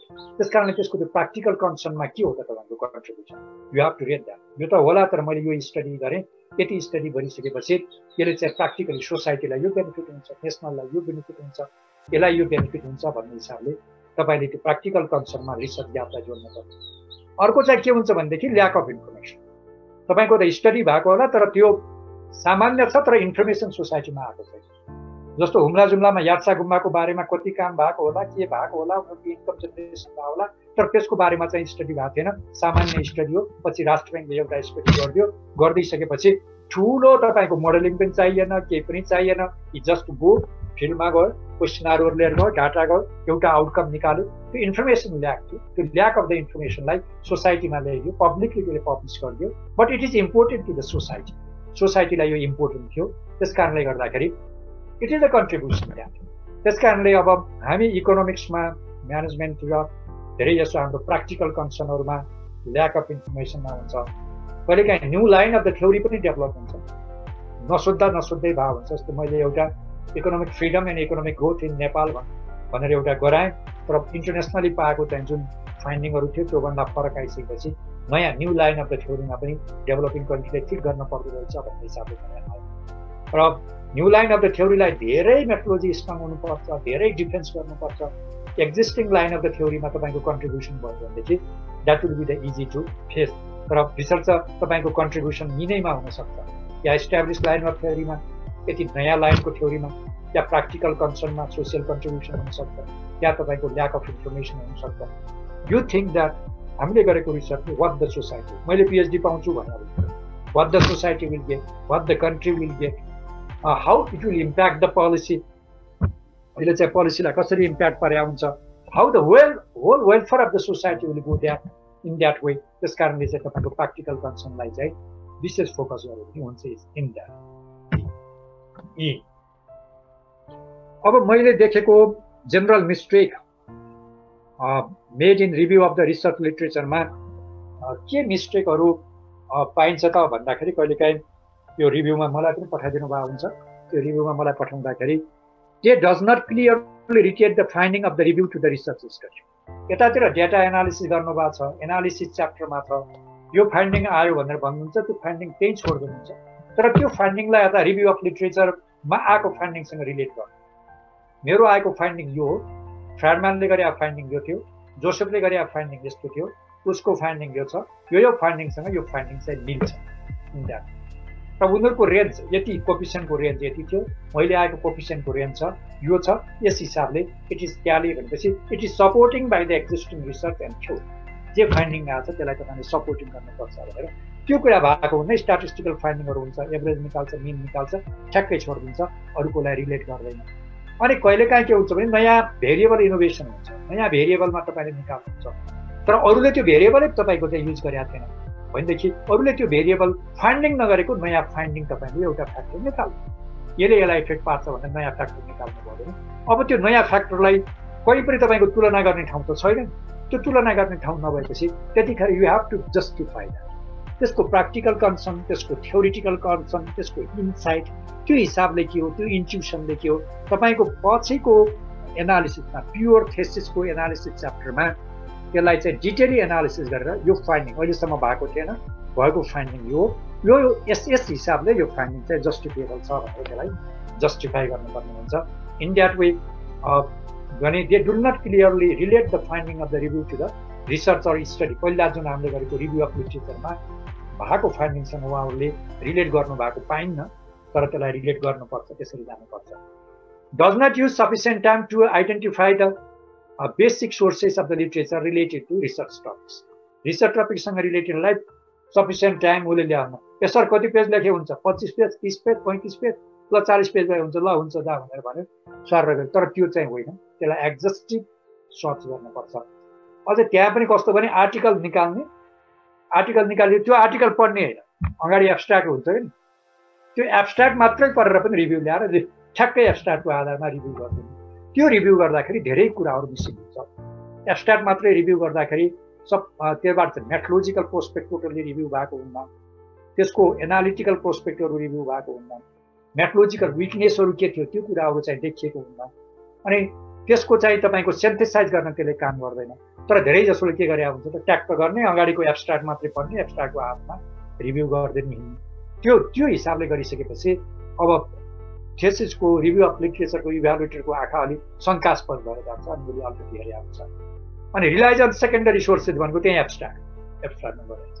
अनि कोहीले त के गर्ने भन्दाखेरि मिस्टर एक्सले रिभ्यू लेख्नु भएको छ मिस्टर बीको थेसिस पनि त्यसैसँग रिलेटेड थियो उसको थेसिस चाहिँ योसँग मिल्छ नि ट्याक्कै त्यो थेसिस हेरेर त्यही थेसिसबाट रिभ्यू गरेर ल्याएर ठ्याक्कै बुझाइन्छ तर प्राइमरी आर्टिकलमै नजाने टोटली सेकेन्डरी आर्टिकलमै प्राइमरी भनेको जे आर्टिकल हो त्यही आर्टिकलमा नछुन् तर त्यो थेसिसलाई छोएर थेसिसबाटै ट्याक्कै ल्याएर कपी एन्ड पेस्ट गरेर कपी एन्ड पेस्ट गर्दा अहिले प्रब्लम छ प्लुरलिजम डिटेक्टर छ राख्ने चलन छ त्यस्तो इन्डियाबाट मेरो थेसिसहरू आउँदा तिनीहरूले डिटेक्टर राखेर टेस्ट गरेर उनीहरूले पठाएको हुन्छ कति पर्सेन्ट अब हाम्रो पनि यहाँ काम होला त्यो काम म हेड अफ डिपार्टमेन्ट हुँदा राखेको थिएँ र म हेड अफ डिपार्टमेन्टबाट गएर त्यो प्लुरलिजम डिटेक्टर पनि गएपछि अनि त्यो चाहिँ हुन्छ त्यस कारणले हुबहु कपी सार्ने होइन सेकेन्डरी सोर्सेसमा होइन प्राइमरीबाटै गर्नुपर्छ sources rather than primary sources भनेर भनेको छ त्यो नगर्ने अनि अर्काको फाइन्डिङ यो छ भनेर भन्छ तर त्यसलाई चाहिँ क्रिटिकल फाइन्डिङ छ क्रिटिकल एनालिसिस छ यो आयो भने चाहिँ एब्स्ट्राक्टमा जे कुरा लेखेको हुन्छ त्यही हुन्छ त्यो एब्स्ट्राक्टले त क्रिटिकल कुरा त गर्दैन आफ्नो मेरो आर्टिकल मैले एब्स्ट्राक्ट लेखेँ भने मैले त्यसलाई क्रिटिकल एनालिसिस त मैले गरे हुन्न त्यसको बारेमा मेरो कुरा मात्रै मैले गर्छु त्यस कारणले अर्को एउटा विकनेस के देखिन्छ भनेदेखि उनीहरूको के भन्दा क्रिटिकल एनालिसिस चाहिँ भएको हुँदैन त्यस कारणले त्यसलाई चाहिँ अनक्रिटिकली एक्सेप्ट गरेर फाइन्ड त्यो कुराहरू गरेको त्यस्तो किसिमको आएको हुन्छ does not report the research procedure that were use to develop the review of literature develop कस्तो मेथोलोजी युज गर्नु मेथोलोजी भनेको तपाईँको कस्तो क्वेसन फर्मुलेसन गर्नुभयो कसलाई लिने कसलाई नलिने कस्तो मेथोलोजी युज गर्नुभयो कसलाई राख्ने कसलाई नराख्ने कसरी तपाईँले डेटाहरू फिल्टर गर्नुभयो र त्यसलाई कसरी गर्नुभयो त्यो मेथोलोजिकल पार्ट अगाडि लेखिदिनु पर्छ हिजो एउटा क्वेसन आएको छ इन्ट्रोडक्सन लेख्नुपर्छ कि पर्दैन रिभ्यूमा भन्छ इन्ट्रोडक्सन त लेख्नु यो हिसाबले अगाडि मैले यो गरेको छु मेरो यो बेसिक यो च्याप्टरमा यो कुरा गर्छु थ्योरिटिकल रिभ्यू मेथोलोजिकल रिभ्यू मेथड फाइन्डिङहरू र त्यसको क्रिटिकल एनालिसिस गर्छु भन्ने कुराहरू त्यहाँ लेख्नु र तपाईँको त्यो मेथोलोजी पनि राखिदिनु पर्छ यहाँ चलन छैन त्यो बेग्लै कुरो हो तर मेथोलोजिकल एस्पेक्टै नराखिकन गरेको रिभ्यू गर्ने पनि त मेथड हुन्छ साइन्टिफिक मेथड त्यो मेथडलाई लेखिदियो भने त्यसले के कुरा रिप्रेजेन्ट गर्छ भनेदेखि मैले गरेको रिभ्यू वा अर्काले गरेको रिभ्यू वा जसले गरे पनि finding will be the same त्यस कारणले this review is the scientific review भन्ने हुन्छ त्यो एजुकेसन लिटरेचरमा निकै आर्टिकलहरू पाइन्छ यस्तो त्यो रिभ्यू गर्दा पनि सबै मेटा एनालिसिसहरू के गर्ने छ उहाँहरूको त्यो कुराबाट हामी यता म्यानेजमेन्ट इकोनोमिक्सतिर ह्युम्यानिटिजतिर ती कुराहरू सिक्न सकिन्छ report isolated statistical report rather than synthesize statistical report ठ्याक्कै आइसोलेटेड गरिदिन्छ अगाडिको त्यो सेन्थेसाइजै गर्नु जस्तो म्याट्रिक्सै राखेर तिनीहरूको फाइन्डिङहरू राखेर तिनीहरूको एभरेज भ्यालु राखेर त्यो चलन छैन एपेन्डिक्सतिर राखे पनि हुन्छ प्रिभियस फाइन्डिङहरू यो थियो यसले यति पाएको थियो यसले यति पाएको थियो यसले कोपिसन यो थियो यो भेरिएबलको यो थियो सबै राखेर त्यसको मिन भ्यालु यति स्ट्यान्डर्ड डेभिएसन यति भनेर पछाडि देखाइसकेपछि त्यो स्ट्याटिस्टिकल फाइन्डिङलाई चाहिँ एकदमैसँग पछाडिको आफ्नो रिभ्यू अफ लिटरेचरले सपोर्ट गरिसकेपछि त्यो स्ट्याटिस्टिकल फाइन्डिङलाई पनि सेन्थिसाइज गर्नुपर्ने हुन्छ तर त्यो कुरा चाहिँ गरिएको हुँदैन अनि does not consider the contradictory finding कहिलेकाहीँ फाइन्डिङहरू चाहिँ एकदम कन्ट्राडिक्टरी हुन्छ कसैको पोजिटिभ आएको हुन्छ फाइन्डिङ कसैको नेगेटिभ आएको हुन्छ पोजिटिभ आउने कारण के हो नेगेटिभ आउने कारण के हो आफूले गरेको भोलि बिहानको यो थेसिस रिभ्यू पछि थेसिस गर्दा आफूले गरेको फाइन्डिङ र अर्काले गरेको फाइन्डिङमा कहिलेकाहीँ साइनै अपोजिट आउँछ अपोजिट पायो भने यु निड द एक्सप्लानेसन त्यो एक्सप्लानेसन खोज्न पर्यो द्याट इज द कन्ट्रिब्युसन यो कन्ट्रिब्युसन हो कि सधैँभरि पोजिटिभ भएन यो इन्भाइरोमेन्ट भयो भने यो हुन्छ यो इन्भाइरोमेन्ट भयो भने यो हुन्छ किनभने हाम्रो सोसियल साइन्सको रिसर्च भनेको एकदमै स्ट्रिक्ट यो फिजिक्सको जस्तो अथवा मेडिकल साइन्सको जस्तो केमिकलहरू हालेर चाहिँ केमिस्ट्रीको जस्तो हुँदैन। मान्छेको सोसियल बिहेभियरहरू पर्सेप्सनै चेन्ज हुन्छ। 5-5 वर्षमा पिपलको पर्सेप्सन चेन्ज हुन्छ, त्यो हुँदा गभर्मेन्टै चेन्ज भएर आइसकेको हुन्छ। 5-5 वर्षमा हाम्रै पनि पर्सेप्सन चेन्ज भइरहेको हुन्छ। त्यस कारणले गर्दा यो सोसियल साइन्सको रिसर्चहरूमा के हुन्छ भनेर भन्दाखेरि एउटै कुरा चाहिँ जहिलेसुकै आउँदैन, कहिलेकाहीँ कन्ट्राडिक्टरी फाइन्डिङ हुन्छ भनेदेखि त्यो कन्ट्राडिक्टरी फाइन्डिङलाई कन्सिडर गरेर त्यसको एक्सप्लानेसन पनि हामीले दिनुपर्ने हुन्छ। This is the case of the review of literature. Thank you. मैले जेनरली रिभ्यू अफ लिटरेचरमा भन्ने कुरा भने यो यो एकदमै आइडियल एप्रोच हो, तर हाम्रो यहाँको चाहिँ त्यस्तो एप्रोच छैन। जे थेसिसहरू आउँछ, जे रिभ्यूहरू आउँछ, उहाँहरू कसरी रिभ्यू गरेको त्यसको मेथोलोजी आइरहेको हुन्न। खालि सर्लक्क उहाँहरूको अब्जेक्टिभ के थियो, के कुरा फाइन्डिङ थियो, कहाँ गरेको थियो भन्ने मोनोटोनिकली त्यो एनालिसिस भएर आएको हुन्छ। मेथोलोजिकल पार्ट अलमोस्ट छुटेको हुन्छ। जस्तो मैले ह्युम्यानिटिजलाई अरूलाई भन्दिनँ है, त्यो ब्लेम गर्दा गाह्रो होला, मैले अर्को पार्टको हेरेको छैन। मेथोलोजिकल कहिलेकाहीँ म्यानेजमेन्टको आउँछ, उहाँ पनि मेथोलोजिकल पार्ट छुटिया हुन्छ र एजुकेसनतिरको मसँग आउँदैन, मलाई थाहा छैन। अनि म्यानेजमेन्टमा पनि मेथोलोजिकल पार्ट चाहिँ उहाँहरूको छुटिरहेको हुन्छ। सर आउने एब्स्ट्र्याक्ट हेरिदिने अनि त्यसको क्रिटिकल एनालिसिस केही पनि नगर्ने र त्यो रिभ्यू अफ लिटरेचर गर्दा कस्तो एप्रोच, कुन मेथडले कसरी गरिआओ त्यो कुरा भनिएको पाइँदैन। अहिले रिभ्यूहरू सबै गरिसकेपछि पछि नगएर त्यसलाई सेन्थेसाइज गरेको पनि पाइँदैन, तर सेन्थेसाइज गरिदिनु चाहिँ राम्रो हुन्छ। सबै फाइन्डिङहरू आइसकेपछि त्यसलाई सेन्थेसाइज गर्ने र तरिका फरक हुन्छ। अघि भने चाहिँ टपिक्स वाइज पनि तपाईँ रिभाइज गर्न सक्नुहुन्छ, डेटको हिसाबले पनि तपाईँ रिभ्यू अफ लिटरेचर लेख्न सक्नुहुन्छ, अनि त्यसपछि तपाईँको मेथोलोजिकल हिसाबले पनि रिभ्यू अफ लिटरेचर गर्न सक्नुहुन्छ। मेथोलोजिकल कन्ट्रिब्युसन छ भने त्यसरी जाने हो, त्यो हिसाबले जानु होला। अनि अर्को हिजो एउटा क्वेसन आएको थियो मलाई, थ्योरिटिकल फ्रेमवर्क र कन्सेप्चुअल फ्रेमवर्कमा के फरक हो भनेर भन्छ। त्यो थ्योरिटिकल फ्रेमवर्क भनेको स्ट्यान्डर्ड थ्योरीहरू हुन्छ, इस्टाब्लिस्ड। त्यो स्ट्यान्डर्ड थ्योरीहरू विभिन्न स्कुल्स अफ थटहरू हुन्छ, स्ट्यान्डर्ड थ्योरी हुन्छ। त्यो थ्योरीमा यो कुरा चाहिँ छ भन्ने हिसाबले त्यो थ्योरिटिकल फ्रेमवर्क हो। अर्को कन्सेप्चुअल फ्रेमवर्क भनेको के भने तपाईँको रिसर्च क्वेसनसँग रिलेटेड कुराहरू सबै फाइन्डिङहरूलाई एनालिसिस गर्दा रिभ्यूहरूको इम्पेरिकल फाइन्डिङ, थ्योरिटिकल एस्पेक्टहरूको, इम्पेरिकल फाइन्डिङहरूको सबैलाई एस्पेक्ट गर्दाखेरि त्यसको आधारमा तपाईँ निकाल्नुहुन्छ। त्यो निचरेर निकाल्ने कुराहरू हो, त्यसलाई चाहिँ कन्सेप्चुअल फ्रेमवर्क भनेर भन्छ। थ्योरीसँग भन्दा पनि त्यो रिसर्चसँग तपाईँको रिलेटेड हुन्छ। थ्योरिटिकल फ्रेमवर्कमा थ्योरीहरूको कसरी फ्रेमवर्क छ, कुन स्ट्रक्चर छ, कुन स्कुल्स अफ द थट छ, त्यसको लिङ्केजेस हुन्छ। कन्सेप्चुअल फ्रेमवर्कमा चाहिँ जस्तो 5-6वटा 10वटा रिसर्च आर्टिकल पढिसकेपछि एउटा तपाईँको कन्सेप्ट आउँछ। कोहीको पोजिटिभ, कोहीको नेगेटिभ, कोहीको के आफ्नो एउटा कन्सेप्ट आउँछ। त्यो कन्सेप्टलाई फाइनली त्यो मेथोलोजीलाई चाहिँ कन्सेप्चुअल फ्रेमवर्क, रिसर्च मेथोलोजी भन्छ भोलि बिहान। त्यो रिसर्च मेथोलोजीलाई चाहिने कन्सेप्चुअल फ्रेमवर्क पनि यसैलाई निकालेर आउँछ। त्यसलाई निकाल्न के चाहिन्छ, युनिट द सेन्थेसाइज भन्छ कि त्यसलाई सेन्थेसाइज गर्न त्यसबाट निकाल्नुपर्छ। कन्सेप्चुअल फ्रेमवर्क र रिभ्यूमा त्यो के छ भनेर भन्ने थियो। अनि मेथोलोजी रिभ्यू गर्नुपर्छ पर्दैन के छ भन्ने थियो, मैले धेरैचोटि भने गर्नै पर्छ, नभए इन्कम्प्लिट हुन्छ। अनि प्र्याक्टिकल कन्सर्न के छ त्यो कुरामा पनि हामी जानुपर्छ, त्यसरी गऱ्यो भने हुन्छ। र मैले सर र यति गरेँ र मेरो भनाइ यति टुङ्ग्याउँदै अब हाम्रो अरू सरहरू हुनुहुन्छ, म अलिकति मेरो लिमिटेसन छ, मैले क्षमा माग्नुपर्छ। म क्वान्टिटेटिभमा अलि बास छु, क्वालिटेटिभमा म अलिक कम रिसर्च गरे हो र म चाहिँ ह्युम्यानिटिजमा पनि सोसियल साइन्सको स्ट्रिमको हो।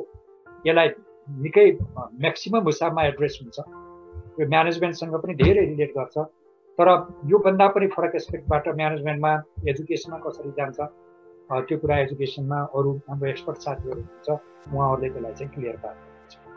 धन्यवाद र सबैलाई नमस्कार र मौका दिनुभएकोमा धेरै धेरै धन्यवाद। हस्, धेरै आभारी छौँ सर। हामीले सम्भवतः धेरै प्रश्न सोध्नुपर्ने अवस्था पनि सरले आफ्नो प्रस्तुतिमा हामीलाई अन्त्य गराइदिनु भएको जस्तो लाग्छ। साथीहरूले ह्यान्ड रेज गरेर आफ्नो जिज्ञासा केही छ भने, कसैको छुटेको छ भने राख्न अनुरोध गर्छु र अहिलेसम्म उठेका प्रश्नहरूलाई एड्रेस गरिदिन म प्राध्यापक डाक्टर रामप्रसाद ग्यावाली सरलाई अनुरोध गर्छु। Thank you Keshav sir, thank you सरहरू। र सबभन्दा पहिला त यो बालकृष्ण जीले क्वेसन उठाउनु भएको थियो, यो थेमाटिकल लिटरेचर रिभ्यू के हो भनेर। र यो मलाई लाग्छ यो हामी ह्युम्यानिटिजमा के गर्छौँ भने लिटरेचर रिभ्यू 3वटा ट्रेडिसन हुन्छ प्रेजेन्टेसन गर्ने। एउटा रिसर्च अब्जेक्टिभ अनुसारका 2-3 अब्जेक्टिभ होला, जेनरली पिएचडीमा 3 अब्जेक्टिभ होला। त्यो 3 अब्जेक्टिभसँग रिलेटेड 3 इस्युहरू भयो, 3 थेमहरू भयो, 3 थ्योरीहरू पनि हुनसक्छ। एउटै थ्योरीभित्र 3 सब इस्युहरू हुनसक्छ भनेदेखि त्यो 3 सब इस्युहरूको त्यो थेमलाई लिएर ठ्याक्कै टपिक्स राखेर त्यसलाई रिभ्यू गर्ने हो। त्यो पनि चलन हुन्छ, थेमाटिकल रिभ्यू भनेर गरिन्छ। त्यसरी त्यो थेमाटिकल रिभ्यू भनेको त्यसरी आएको हो। र अर्को चाहिँ हिस्टोरिकल रिभ्यू हो, जस्तो ह्युम्यानिटिजमा मेरोमा इभ्यालुएसन गर्न आउँदा धेरै जसो हिस्टोरिकल रिभ्यू आउँछ। हिस्टोरिकल भनेको क्रोनोलोजिकल हिसाबले रिसेन्टबाट पास्टमा जाने या पास्टबाट रिसेन्टमा आउने भन्ने हिसाबले त्यस्तोबाट पनि जाने हुन्छ। अर्को चाहिँ मेथोलोजिकल रिभ्यू पनि हुन्छ। त्यसमध्ये थेमाटिकल रिभ्यू भनेको त्यो थेम अन्तर्गतको रिभ्यू हो। त्यो थेमाटिकल रिभ्यूमा दुवै कुराहरू, एउटा थ्योरीको रिभ्यू, अर्को त्यो थेमसँग रिलेटेड इम्पेरिकल रिभ्यू। त्यो थेम सिद्धिएर अर्कोमा जाने हो जस्तो मलाई लाग्छ। यो एजुकेसनकै क्वेसन हुँदाखेरि अझ हाम्रो एजुकेसनकै कमेन्टेटर सर हुनुहुन्छ, उहाँले अझ राम्ररी एड्रेस गर्नुहोला, योभन्दा छुट्टै प्र्याक्टिस छ भने। मैले त्यसलाई त्यसरी टुङ्ग्याएँ। अनि राधिका ओझाजीले गर्नुभयो कतिवटा गर्न उचित होला भन्नुभयो, कतिवटा होइन। कहिलेकाहीँ रिसर्च क्वेसनै यस्तो हुन्छ कि तपाईँको 4-5 भन्दा 6-7 भन्दा आर्टिकलै पाइन्छ, त्यस्तो पनि इस्यु हुन्छ। त्यस कारणले गर्दाखेरि कतिवटा होइन, त्यहाँ कति छ त्यो रिभ्यू गर्ने हो। त्यो रिभ्यू गर्दा पनि मैले फेरि भने त्यो रिभ्यूको मेथोडोलोजी हुन्छ, तपाईँको सिलेक्सन क्राइटेरिया हुन्छ, एक्सक्लुजन र इन्क्लुजनको क्राइटेरिया हुन्छ। त्यसमध्ये तपाईँले क्राइटेरिया फिक्स गरिसकेपछि, जस्तो पियर रिभ्यू जर्नलको गर्ने, अरूको नगर्ने, डेली न्युज पेपरको नगर्ने। तर उहाँ इकोनोमिक्सको भएर मैले पार्टिकुलरली इकोनोमिक्सकै हिसाबले एन्सर दिए हो। डेली न्युज पेपरहरू नगर्ने, वर्किङ पेपरहरू नगर्ने, पियर रिभ्यू आर्टिकलहरू जुन छन् नेसनल अनि इन्टरनेसनल लेभलको, हिस्टोरिकल जुन किसिमको जर्नलहरू, इस्ट्याब्लिस जर्नलहरू छ, त्यसको आफ्नै इतिहास छ, ISBN पब्लिकेसन भएको छ, त्यो जर्नलमा पब्लिकेसन भए जति सबैलाई लिने हो। सबैलाई लिँदा पनि त्यो सबै भ्यू एन्ड कन्ट्रोल चाहिँ हुँदैन, किनभने भ्यू एन्ड कन्ट्रोलै भयो भने त तपाईँ रिसर्च ग्याप निकाल्नै गाह्रो होला।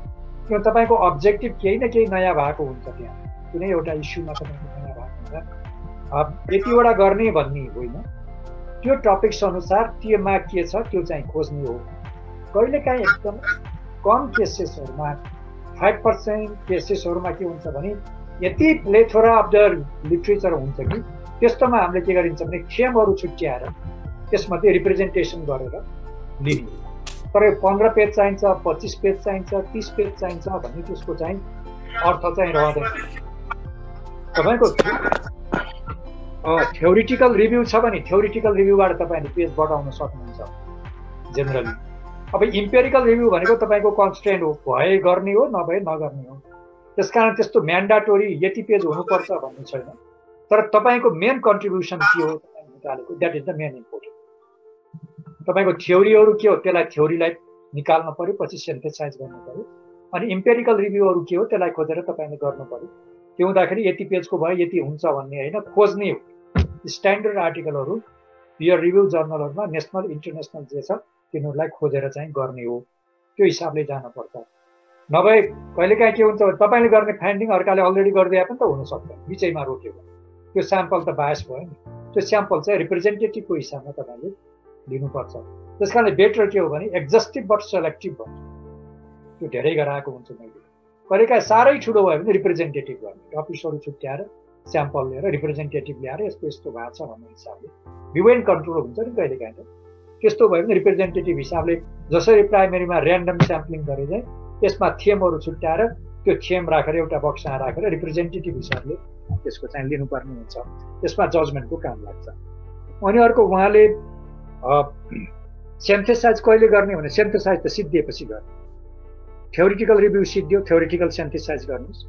इम्पेरिकल रिभ्यू सिद्धियो, इम्पेरिकल रिभ्यू सिद्धिसकेपछि इम्पेरिकल रिभ्यूको पनि त टपिक्स अनुसार सिन्थेसाइज गर्नु पर्यो। अब्जेक्टिभ 1 सँग रिलेटेड इस्यु के हो त्यो एउटा टपिक्स होला, अब्जेक्टिभ 2 सँग रिलेटेड अर्को टपिक्स होला, अब्जेक्टिभ 3 सँग रिलेटेड टपिक्स होला। त्यसको आधारमा आफूले सिन्थेसाइज गर्नु। सिन्थेसाइज गर्ने चाहिँ त्यसरी हो। त्यति आयो। अनि अर्को फेरि पनि क्वेसन आयो भनेको यो थ्योरिटिकल र इम्पेरिकलको फ्रेमवर्क के भनेर भन्ने कुरा आयो। म एजुकेसनतिरको त्यति मैले राख्दिनँ नलेज। यो थ्योरिटिकल फ्रेमवर्क के अनि कन्सेप्चुअल फ्रेमवर्क के भन्ने क्वेसन एकजना सरले निकाल्नु भएको थियो। थ्योरिटिकल फ्रेमवर्क भनेको थ्योरीहरू स्ट्यान्डर्ड थ्योरी हुन्छ, इस्टाब्लिस थ्योरीहरू हुन्छ। त्यो थ्योरीहरू यो यहाँबाट छ, यो यहाँबाट छ, यो यहाँबाट छ, यो यहाँबाट छ भन्ने हुन्छ। जस्तो एक्स वाइ जेड तीनवटा थ्योरीहरू थियो भनेदेखि एक्स वाइ जेडको स्ट्रक्चर तपाईँ राख्नुहुन्छ, that is the theoretical framework.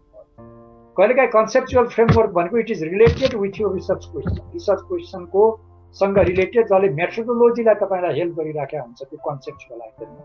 केही भेरिएबलहरू एक्स थ्योरीसँग रिलेटेड होला, केही भेरिएबलहरू वाइ थ्योरीसँग रिलेटेड होला, केही भेरिएबलहरू जेड थ्योरीसँग रिलेटेड होला, तर त्यो चिन्टैलाई ल्याएर तपाईँले एउटा कन्सेप्चुअल फ्रेमवर्क बनाएर रिसर्च गर्न थाल्नु भएको छ भने that will go to the field of the conceptual framework भन्ने त्यसरी जान्छ।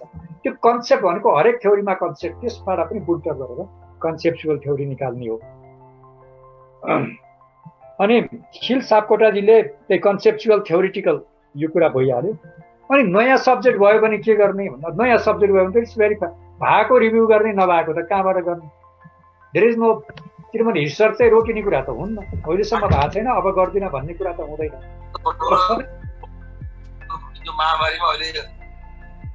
यो छँदै छैन भनेदेखि त अब कहाँबाट ल्याउने? आफूले जन्माउने होइन आर्टिकल होइन, तपाईँ मेथोडोलोजी आफूले जन्माउने हो, इन्साइट आफूले जन्माउने हो, क्रिटिकल इन्साइट आफूले जन्माउने, कन्ट्रिब्युसन गर्ने हो। तर भएको इम्पेरिकल रिभ्यूहरू जे छ त्यसैलाई गर्ने हो। छैन भने छैन भन्ने हो, त्यसको थ्योरी छ भने थ्योरीलाई रिभ्यू गर्ने हो, थ्योरी छैन भने अब त्यसमा पनि यति भएको छैन भन्ने हुन्छ। त्यसमा एउटा ग्राउन्डेड थ्योरी भन्ने जोग्राफीतिर मैले एउटा रिसर्च मेथोडोलोजीको क्लास हुँदा जोग्राफी, पपुलेसन र इकोनोमिक्सको महत्त्व उहाँको ग्राउन्डेड थ्योरी हो। कहिलेकाहीँ इम्पेरिकल रिसर्च गर्दा गर्दै नयाँ थ्योरी नै जेनेरेट भएर जान्छ। त्यस कारणले त्यसरी जाने हो। त्यस्तोमा चाहिँ नयाँ थ्योरीमा नयाँ सब्जेक्ट भयो, मैले इम्पेरिकल रिभ्यू पाइनँ भनेर आत्तिने होइन, पाए एड्रेस गर्ने, नपाए छैन भन्ने हो। त्यसको जे बुल्टअप छ, जे डेभलप छ, तर रिसर्चलाई चाहिँ लिएर जाने हो। तर सोच्नु पऱ्यो कि तपाईँले गरेको research how it is beneficial to the society, सोसाइटीलाई कति बेनिफिटेड छ, कन्ट्रीलाई कति बेनिफिटेड छ, त्यो नलेज र त्यो एरियामा एकाडेमिक हिसाबले त्यो कति बेनिफिटेड छ, स्टुडेन्टलाई, टिचरलाई कति छ, त्यो कुरामा तपाईँले फोकस गरे। If it is beneficial it is fine and go ahead, अगाडि जानुपर्छ जस्तो लाग्छ। अब यो कन्हैयाजीको पनि त्यही थ्योरिटिकल रिभ्यू, इम्पेरिकल रिभ्यू भनेर भने त्यही कुरा आयो। सापकोटाजीको थ्योरिटिकल रिभ्यू हाम्रोमा गर्नुपर्छ। थ्योरी बिनाको भोलि बिहानको फाइन्डिङलाई जस्टिफाई गर्न गाह्रो हुन्छ। थ्योरी छ भनेदेखि मान्छेले क्वेसन सित्तिमिति उठाउँछ, तपाईँलाई पिएचडी सल्लै जान्छ। यो फाइन्डिङ आयो, थ्योरीले यस्तो भनेको थियो, यो आयो भनेपछि सिद्धियो। अब थ्योरी चाहिँ नभएको कुरोको तपाईँको फाइन्डिङ छ भने डिफेन्स गर्न कताबाट के क्वेसन आउँछ, कताबाट के क्वेसन आउँछ, त्यो गोली चलेदै हुन्छ कि त्यो युद्धमा जस्तो त्यसलाई फेस गर्न गाह्रो हुन्छ। त्यस कारणले थ्योरिटिकल पनि रिभ्यू गर्ने हो, इम्पेरिकल रिभ्यू पनि दुवैलाई लिएर जाने हो। तर इम्पेरिकल रिभ्यू गर्दाखेरि तपाईँले मेथोडोलोजी फलोअप गरेर यो मेथोडोलोजीको आधारमा मैले यसरी गरे हो, एक्जस्टिभ हो कि एक्जस्टिभ सेलेक्टिभ हो कि रिप्रेजेन्टेटिभ हो कि अथवा पाइभोटियल अथवा सेन्ट्रल इस्यु हो कि के हो, र त्यसलाई कसरी सेलेक्सन गर्नुभयो, के गर्नुभएको, क्राइटेरिया के हो, त्यो डिटेली राखेर चाहिँ इम्पेरिकल रिभ्यू चाहिँ गर्नुपर्ने हुन्छ। प्रोसेस इज द्याट, त्यो प्रोसेस चाहिँ लेखिदिन पर्छ। त्यो लेखिदिने चलन अलमोस्ट ह्युम्यानिटिजमा छैन। त्यो गरेर ल्याएको तर कुन प्रोसेसले गरे, केही आइटमहरू छुट्यो कि केही आर्टिकलहरू छुट्यो कि उसले गएको कन्क्लुजन बायसै पो भयो कि अनबायस हुनुपर्छ भन्छ नि रिसर्च। सबैको रिप्रेजेन्टेटिभ हुन्छ, त्यो रिप्रेजेन्टेटिभ हिसाबले भयो कि भएन, कुनै एउटा कर्नरको मात्रै गरेर अर्को कर्नरको भयो कि, कहिलेकाहीँ रिभिजन गरे हुन्छ तर पछिबाट यो कुराहरू तिम्रो बाँकी छ रिभ्यू गर भनेर अनि मैले कमेन्ट गरेर 15-20वटा आर्टिकलहरू 15-20वटा टेक्स्टहरू लेखिदिएर गएर फेरि त्यो रिभ्यू अफ लिटरेचरको पनि प्रेजेन्टेसन पछि फेरि रिभाइज भएर गएको आएको पनि उदाहरण हुन्छ। त्यस कारणले गर्दाखेरि त्यो चाहिँ प्रोसेसबाट जानुपर्छ। केवल पराजुलीहरूले बुक च्याप्टरलाई के गर्ने, बुक च्याप्टर पनि इम्पेरिकल छ भने गर्ने, त्यसमा रिभ्यू त गर्नुपर्छ। थ्योरिटिकल हो भने थ्योरिटिकल हेडिङमा राख्नु पर्यो, इम्पेरिकल हो भने इम्पेरिकल रिभ्यूमा राखेर बुक च्याप्टरहरूलाई लेखिन्छ। अब मैले के अरे ठिकै हो, मैले रिभ्युड जर्नल, पियर रिभ्यू अनि त्यो मात्रै भने। कहिलेकाहीँ यस्तो आर्टिकलहरू हुन्छ कि त्यो आर्टिकलहरू बडो रेभोल्युसनरी हुन्छ। जस्तो हामीले इकोनोमिक्समा सोलोको चाहिँ contribution to the theory of economic growth भनेर भनेको एकेसनले एडिटेड गरेका किताबमा निस्किएको थियो। अब एकेसनले एडिटेड गरेका किताबमा त्यो त बुक च्याप्टर मात्रै भन्नु, तर त्यस्तो पनि होइन। त्यो बुक च्याप्टरहरूले पनि अर्थ राख्छ, त्यस्तोलाई पनि गर्नुपर्छ। त्यसको पनि सुपरभाइजरसँग बसेर यो लिने कि नलिने भन्ने क्राइटेरियामा यो रिकग्नाइज बुकहरू हो, यो स्ट्यान्डर्डको बुक हो भने यसलाई रिभ्यू गर्ने भनेर बुक च्याप्टरलाई रिभ्यू गर्नुपर्छ, बुक च्याप्टरलाई अनर गर्नुपर्छ।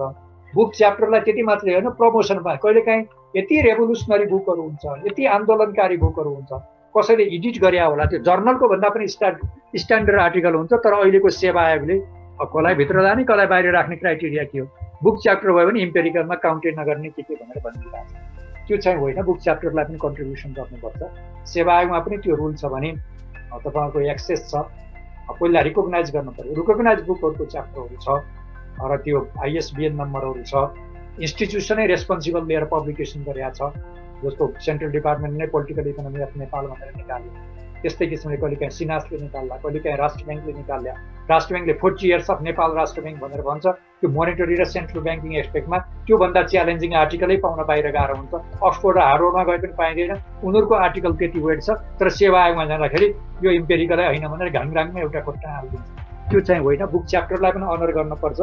मैले અહીં भन्न भुने, त्यसको लागि सम्झाइदिएकोमा केवलजीलाई धेरै धेरै धन्यवाद। अनि शिव समीपजीले हो के अरे कन्ट्राडिक्टरी आयो भने के गर्ने, कसलाई लिने भन्नुहुन्थ्यो। कन्ट्राडिक्टरीमा तपाईँ निष्पक्ष हुनु।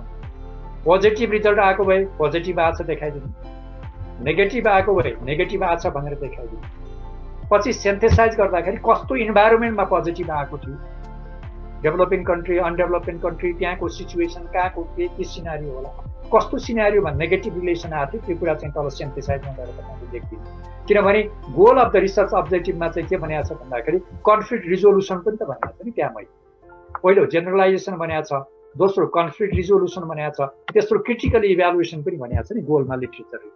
त्यस कारणले त्यो कन्फ्लिक्ट चाहिँ रिजोल्युसन चाहिँ यो हुनसक्छ भन्ने किसिमले रिजोल्युसन आफूले निकाल्नु। र तपाईँको फाइन्डिङ के आयो, पोजिटिभ आयो भने यो हिसाबमा पोजिटिभ आइदियो, यसले पोजिटिभ फाइन्डिङलाई सपोर्ट गर्यो भन्ने। र तपाईँको नेगेटिभ आयो भने यो हिसाबमा नेगेटिभलाई आएको, यसले नेगेटिभलाई सपोर्टिङ गर्यो भन्ने। तर तपाईँको रिसर्चको फाइन्डिङमा एक ठाउँमा पोजिटिभ, अर्को क्वेसनमा गएर नेगेटिभ देखाउनु भएन। तपाईँको कन्सिस्टेन्सी चाहिँ चाहिन्छ। तपाईँको एकातिर पोजिटिभ अर्कोतिर नेगेटिभ देखायो भने भोलि बिहान डिफेन्स गर्न यति गाह्रो हुन्छ कि त्यो कन्ट्राडिक्टरी रिजल्टलाई हामीले फेस गर्न चाहिँ असाध्यै गाह्रो भएको हुन्छ। दुवैलाई न्युट्रल भएर निष्पक्ष भएर राखिदिनु। यस्तो इन्भाइरोमेन्टमा यस्तो आएको थियो, यस्तो इन्भाइरोमेन्टमा यो आएको थियो। आफूले निकाल्ने रिजल्ट एउटा लाइनको निकाल्ने, आइदर पोजिटिभ अर नेगेटिभ। त्यो लाइन लिइसकेपछि त्यो थोरै त्यो पोजिटिभ पछाडिको पोजिटिभ या नेगेटिभ हो, जेसँग आफूले एट्याचमेन्ट गरिसकेपछि you will be the safe. त्यसरी गर्नुहुन्छ। अनि जेबी हमालजीले इम्पेरिकल रिभ्यू, भेरिएबल वाइज गर्ने, के गर्ने भन्ने कुरा, यो तिनटै चलन छ। त्यो मैले यो भन्दिनँ, तपाईँको सुपरभाइजर के भन्नुहुन्छ। हिस्टोरिकल हिसाबले जानुहोस् भन्यो भने हिस्टोरिकल हिसाबले रिभ्यू गर्नुहोस्। अनि मेथोलोजिकल हिसाबले भन्यो भने तपाईँको variable wise, methodology is the part of the मेथोलोजीको भित्रको इलिमेन्ट चाहिँ तपाईँको भेरिएबल हो। त्यो भेरिएबल अथवा मेथोलोजिकल हिसाबले गर्नुहोस्। अनि क्रोनोलोजिकल अथवा थ्योरी छ भने थ्योरिटिकल हिसाबले गर्नुहोस्। त्यो तिनटै कुरा संसारमा चलन छ। जस्तो मैले पनि पिएचडी गर्दा बिएचयुमा तिनटै प्रचलनहरू थियो, रिभ्यूको हिसाबले गर्ने, अर्को हिसाबले गर्ने। तर यहाँ धेरै ट्रेडिसन चाहिँ क्रोनोलोजिकल देखिन्छ। कहिलेकाहीँ चाहिँ थेमाटिकल गर्दा पनि मैले केही कमेन्ट गरेको छैन, आई एक्सेप्ट द्याट। जस्तो मैले मेथोलोजीमा कन्ट्रिब्युसन गरेँ भने मेथोलोजिकल हिसाबले गर भन्छु। एउटा अब्जेक्टिभमा एउटा मेथोलोजी, अर्कोमा अर्को, त्यो हिसाब छ भने मेथोलोजिकल कन्ट्रिब्युसन विक छ भने त मेथोलोजिकल रिभ्यूको अर्थै भएन। रिसर्च ग्यापै तपाईँको मेथोलोजिकलबाट छ भनेदेखि त्यो रिसर्च ग्यापलाई जस्टिफाई गर्न, आफूले आएको रिजल्टलाई मोर इम्प्रेसिभ पार्न, त्यसलाई मोर प्रुफ गर्न, थ्योरम जस्तो एसएलसीमा ट्रिग्नोमेट्रीमा ह्यान्ड्स प्रुफ भनेर भने चाहिँ अन्तिममा ह्यान्ड्स प्रुफ भनेर गर्नलाई त्यो थ्योरिटिकल रिभ्यू काम गरे हुन्छ। अदरवाइज यो go to the chronological order or thematic order, त्यसरी जाँदाखेरि हुन्छ। मलाई लाग्छ यति होला जस्तो लाग्यो। अब थ्योरिटिकल अर्कोले के निकाल्नु, यो कुरा मलाई लाग्छ सबै क्वेसनहरूको एड्रेस भयो जस्तो लाग्छ। सर, यहाँ अझै 2-3 जना साथीहरूले प्रश्न राख्न इच्छा गरेको देखियो। लोकनाथ दुलाल त्रिभुवन विश्वविद्यालय प्राध्यापक सङ्घ पद्मकन्या क्याम्पस इकाइको अध्यक्ष पनि हुनुहुन्छ। लोकनाथ सर, हजुरको केही जिज्ञासा भए राख्न सक्नुहुन्छ। त्यसपछि मुक्ति यादव सर तयार हुन होला है लोकनाथ सर पछि। सबैप्रति हार्दिक आभार। जय नेपाल। गेवाली सरको प्रस्तुति, विषयवस्तु सबै असाध्यै स्वादिलो, मिठासपूर्ण र ज्ञानवर्धक लाग्यो। उहाँप्रति आभार व्यक्त गरेँ। अब म दुईटा कुरा अलिक बढी बुझ्न खोजेर राखेँ।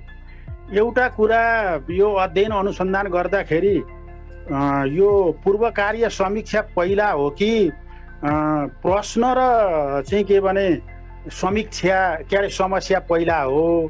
अब हामीलाई चाहिँ के भने विद्यावारिधि गर्दा अरू के गर्दा पहिले नै त्यो समस्या लेख भनेर लेखिन्छ अनि त्यसपछि उद्देश्य राखिन्छ। तर के भने पूर्व कार्य समीक्षा नगरिकन त अध्ययनको समस्या नै पत्ता लाग्दैन होला जस्तो लाग्छ मलाई। त्यस कारणले यसलाई हाम्रो यो ढाँचा ठिक छैन कि क्या हो भन्ने जस्तो एउटा मैले जिज्ञासा राखेँ। अर्को एउटा कुरा चाहिँ अलिकति मलाई गेवाली सरले अलिक बढी हाम्रा यी पत्रिकाहरूलाई बढी गरेर खालि पियर रिभ्यू र कुनै के रिभ्यू भनेर अलिक बढी त्यतापट्टि ध्यान दिए जस्तो र त्यसलाई महत्त्व दिए जस्तो लाग्यो। कहिलेकाहीँ के हुँदो रहेछ भने दैनिक प्रकाशित हुने पत्रिकामा पनि म वास्तवमा यो पुरातत्वको विद्यार्थी संस्कृतिको विद्यार्थी भएको नाताले भन्दैछु कि दुनियाँमा कहिलेकाहीँ कस्तो गजबका कुराहरू पत्ता लागेका कुरा त्यो दैनिक पत्रिकाहरूमा आइरहेका हुन्छन्। अनि ती कुराहरूलाई छोड्दाखेरि भयङ्कर ठुलो चाहिँ के भने महत्त्वपूर्ण मुद्दो चाहिँ छोडे जस्तो चाहिँ के भने लाग्न सक्छ। त्यसो हुँदा त्यति धेरै यो दैनिक पत्रिकामा प्रकाशित भएका कुरालाई चाहिँ महत्त्व नदिने, खालि यो डबल ब्यान्ड पियर रिभ्यू र के रिभ्यू गरेका मात्रैले महत्त्व दिँदाखेरि विषयवस्तु ठुलो कि पत्रिका ठुलो भन्ने चाहिँ के भने मैले यो जिज्ञासा सरसँग राख्न खोजेँ। विषयवस्तु बढेमाको छ, पियर रिभ्यू भनेर हिजो आजका पियर रिभ्यू पनि देखेकै हुन्। त्यसो हुँदाखेरि यो के चाहिँ हो महत्त्वपूर्ण भन्ने कुरा मलाई यति प्रकाश पारिदिनलाई अनुरोध गरेँ। हस्, धन्यवाद लोकनाथ सर। त्यसपछि मुक्ति यादव सरले केही राख्न खोज्नुभयो, अनम्युट गरेर कुरा गर्न सक्नुहुन्छ। मुक्ति सर अनम्युट गर्नु त। सबै सरहरूमा नमस्ते। आजको कार्यक्रम धेरै प्रभावकारी, धेरै राम्रो लाग्यो सर। अब म चाहिँ सेन्ट्रल यो रुरल डेभलपमेन्टको पिएचडी स्कलर सर अहिले अध्ययनरत छु। अहिले यो क्लास बेस पिएचडीको त्यो हाम्रो जुन क्लासवाला च्याप्टर त्यो सकिएको छ र म अहिले तपाईँको सुपरभाइजरहरू तोकिसकेको अवस्था छ। र मैले यहाँ हाम्रो क्लासको अरू साथीहरू पनि हुनुहुन्छ, यहाँ आदरणीय गुरुहरू जो मलाई पढाउनु भएको विगतमा साह्रै एउटा मलाई आइएदेखि पढाउँदै गर्नुभएको मलाई एकदमै माया गर्नुहुने नमनारायण सर पनि यतै हुनुहुन्छ। म गुरुलाई हृदयदेखि नै ढोक गरेँ। अब अहिले च्याट्नु कुरा गर्न मिल्दैन, पछि गरौँला। त्यसै गरी खिला सर हुनुहुन्छ।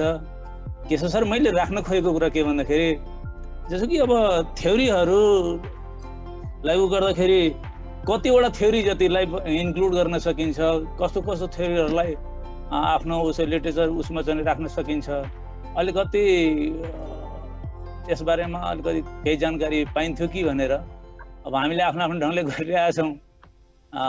यसलाई अलिकति एक्सप्लोर गरिदिनु भने आभारी हुन्थेँ। हस्, धन्यवाद। उद्धव सिग्देल सरले केही जिज्ञासा राख्न खोज्नु भएको छ। उद्धव सर।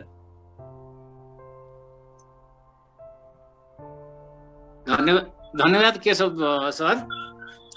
मेरो गुरुलाई जिज्ञासा छ गेवाली सरलाई।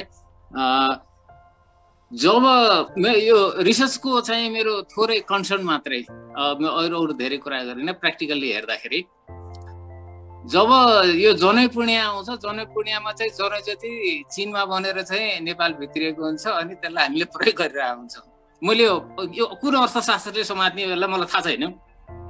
अब बत्ती जति पनि सबै चिनबाटै आउँछ, हाम्रो यहीँ पनि त्यति मात्रै होइन। ती जुन माटाका भाँडाहरू हुन्छ भनेपछि हाम्रो चाहिँ जुन अर्थशास्त्र छ त्यो अर्थशास्त्रले चाहिँ हाम्रो आफ्नो मौलिक चाहिँ जुन ज्ञानहरू हो त्यो ज्ञानहरू र ती हाम्रा मौलिक चाहिँ जुन अर्थतन्त्रका क्रियाकलापहरू हुन् त्योसँग चाहिँ कति जोड्न सकेको छैन, एउटा प्रश्न यो।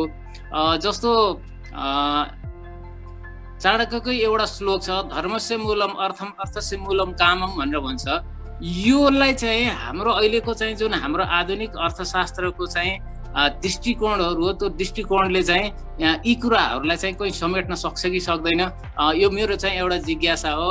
यो कति चाहिँ क्वेसन चाहिँ अहिलेको लागि चाहिँ सान्दर्भिक छ मलाई चाहिँ त्यस्तो लाग्ने। तर हाम्रो आफ्नो मौलिक आर्थिक क्रियाकलापहरूलाई हाम्रो अर्थशास्त्रले हाम्रो अर्थशास्त्रको कुन दृष्टिकोणले चाहिँ हेर्न सकिन्छ, बुझ्न सकिन्छ, यो चाहिँ मेरो जिज्ञासा।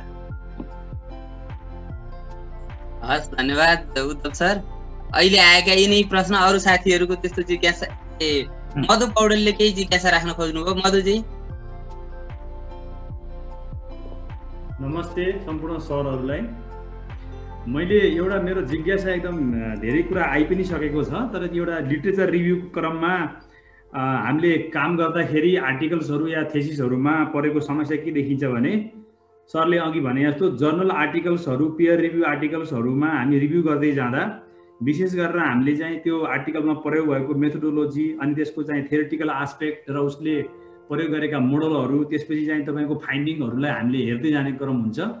तर लिटरेचर रिभ्यूमा लेख्ने बेलामा हामीले चाहिँ यसलाई एउटा रिभ्यू सकिसकेपछि त्यसका 4 स्टेपलाई कन्टिन्युअसली मिलाएर लेख्ने कि अथवा यसलाई 4 भागमा बाँडेर पछि अलग अलग आर्टिकलको लेख्ने भन्ने कुरा अलिकति चाहिँ कन्फ्युजन भएको भएर मैले यो कुरा चाहिँ सरसँग राख्ने अनुमति चाहे। हस्, धन्यवाद मधु सर। अहिलेलाई जिज्ञासा करिब करिब सबैको सकिएको जस्तो देख्छु। अहिलेसम्म उठेका जिज्ञासालाई सम्बोधन गर्दैन। म फेरि रामप्रसाद ग्यावाली सरलाई अनुरोध गर्छु। थ्याङ्क यू केशव सर, धेरै धेरै धन्यवाद।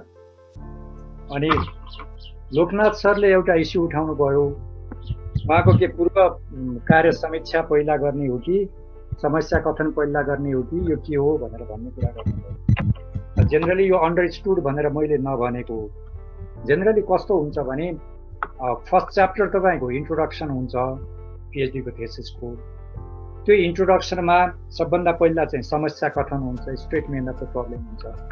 त्यो समस्या कथनपछि अनि तपाईँको अनि रिसर्च क्वेसन आउँछ। समस्या कथन भनेको के हो भनेदेखि that is the background analysis.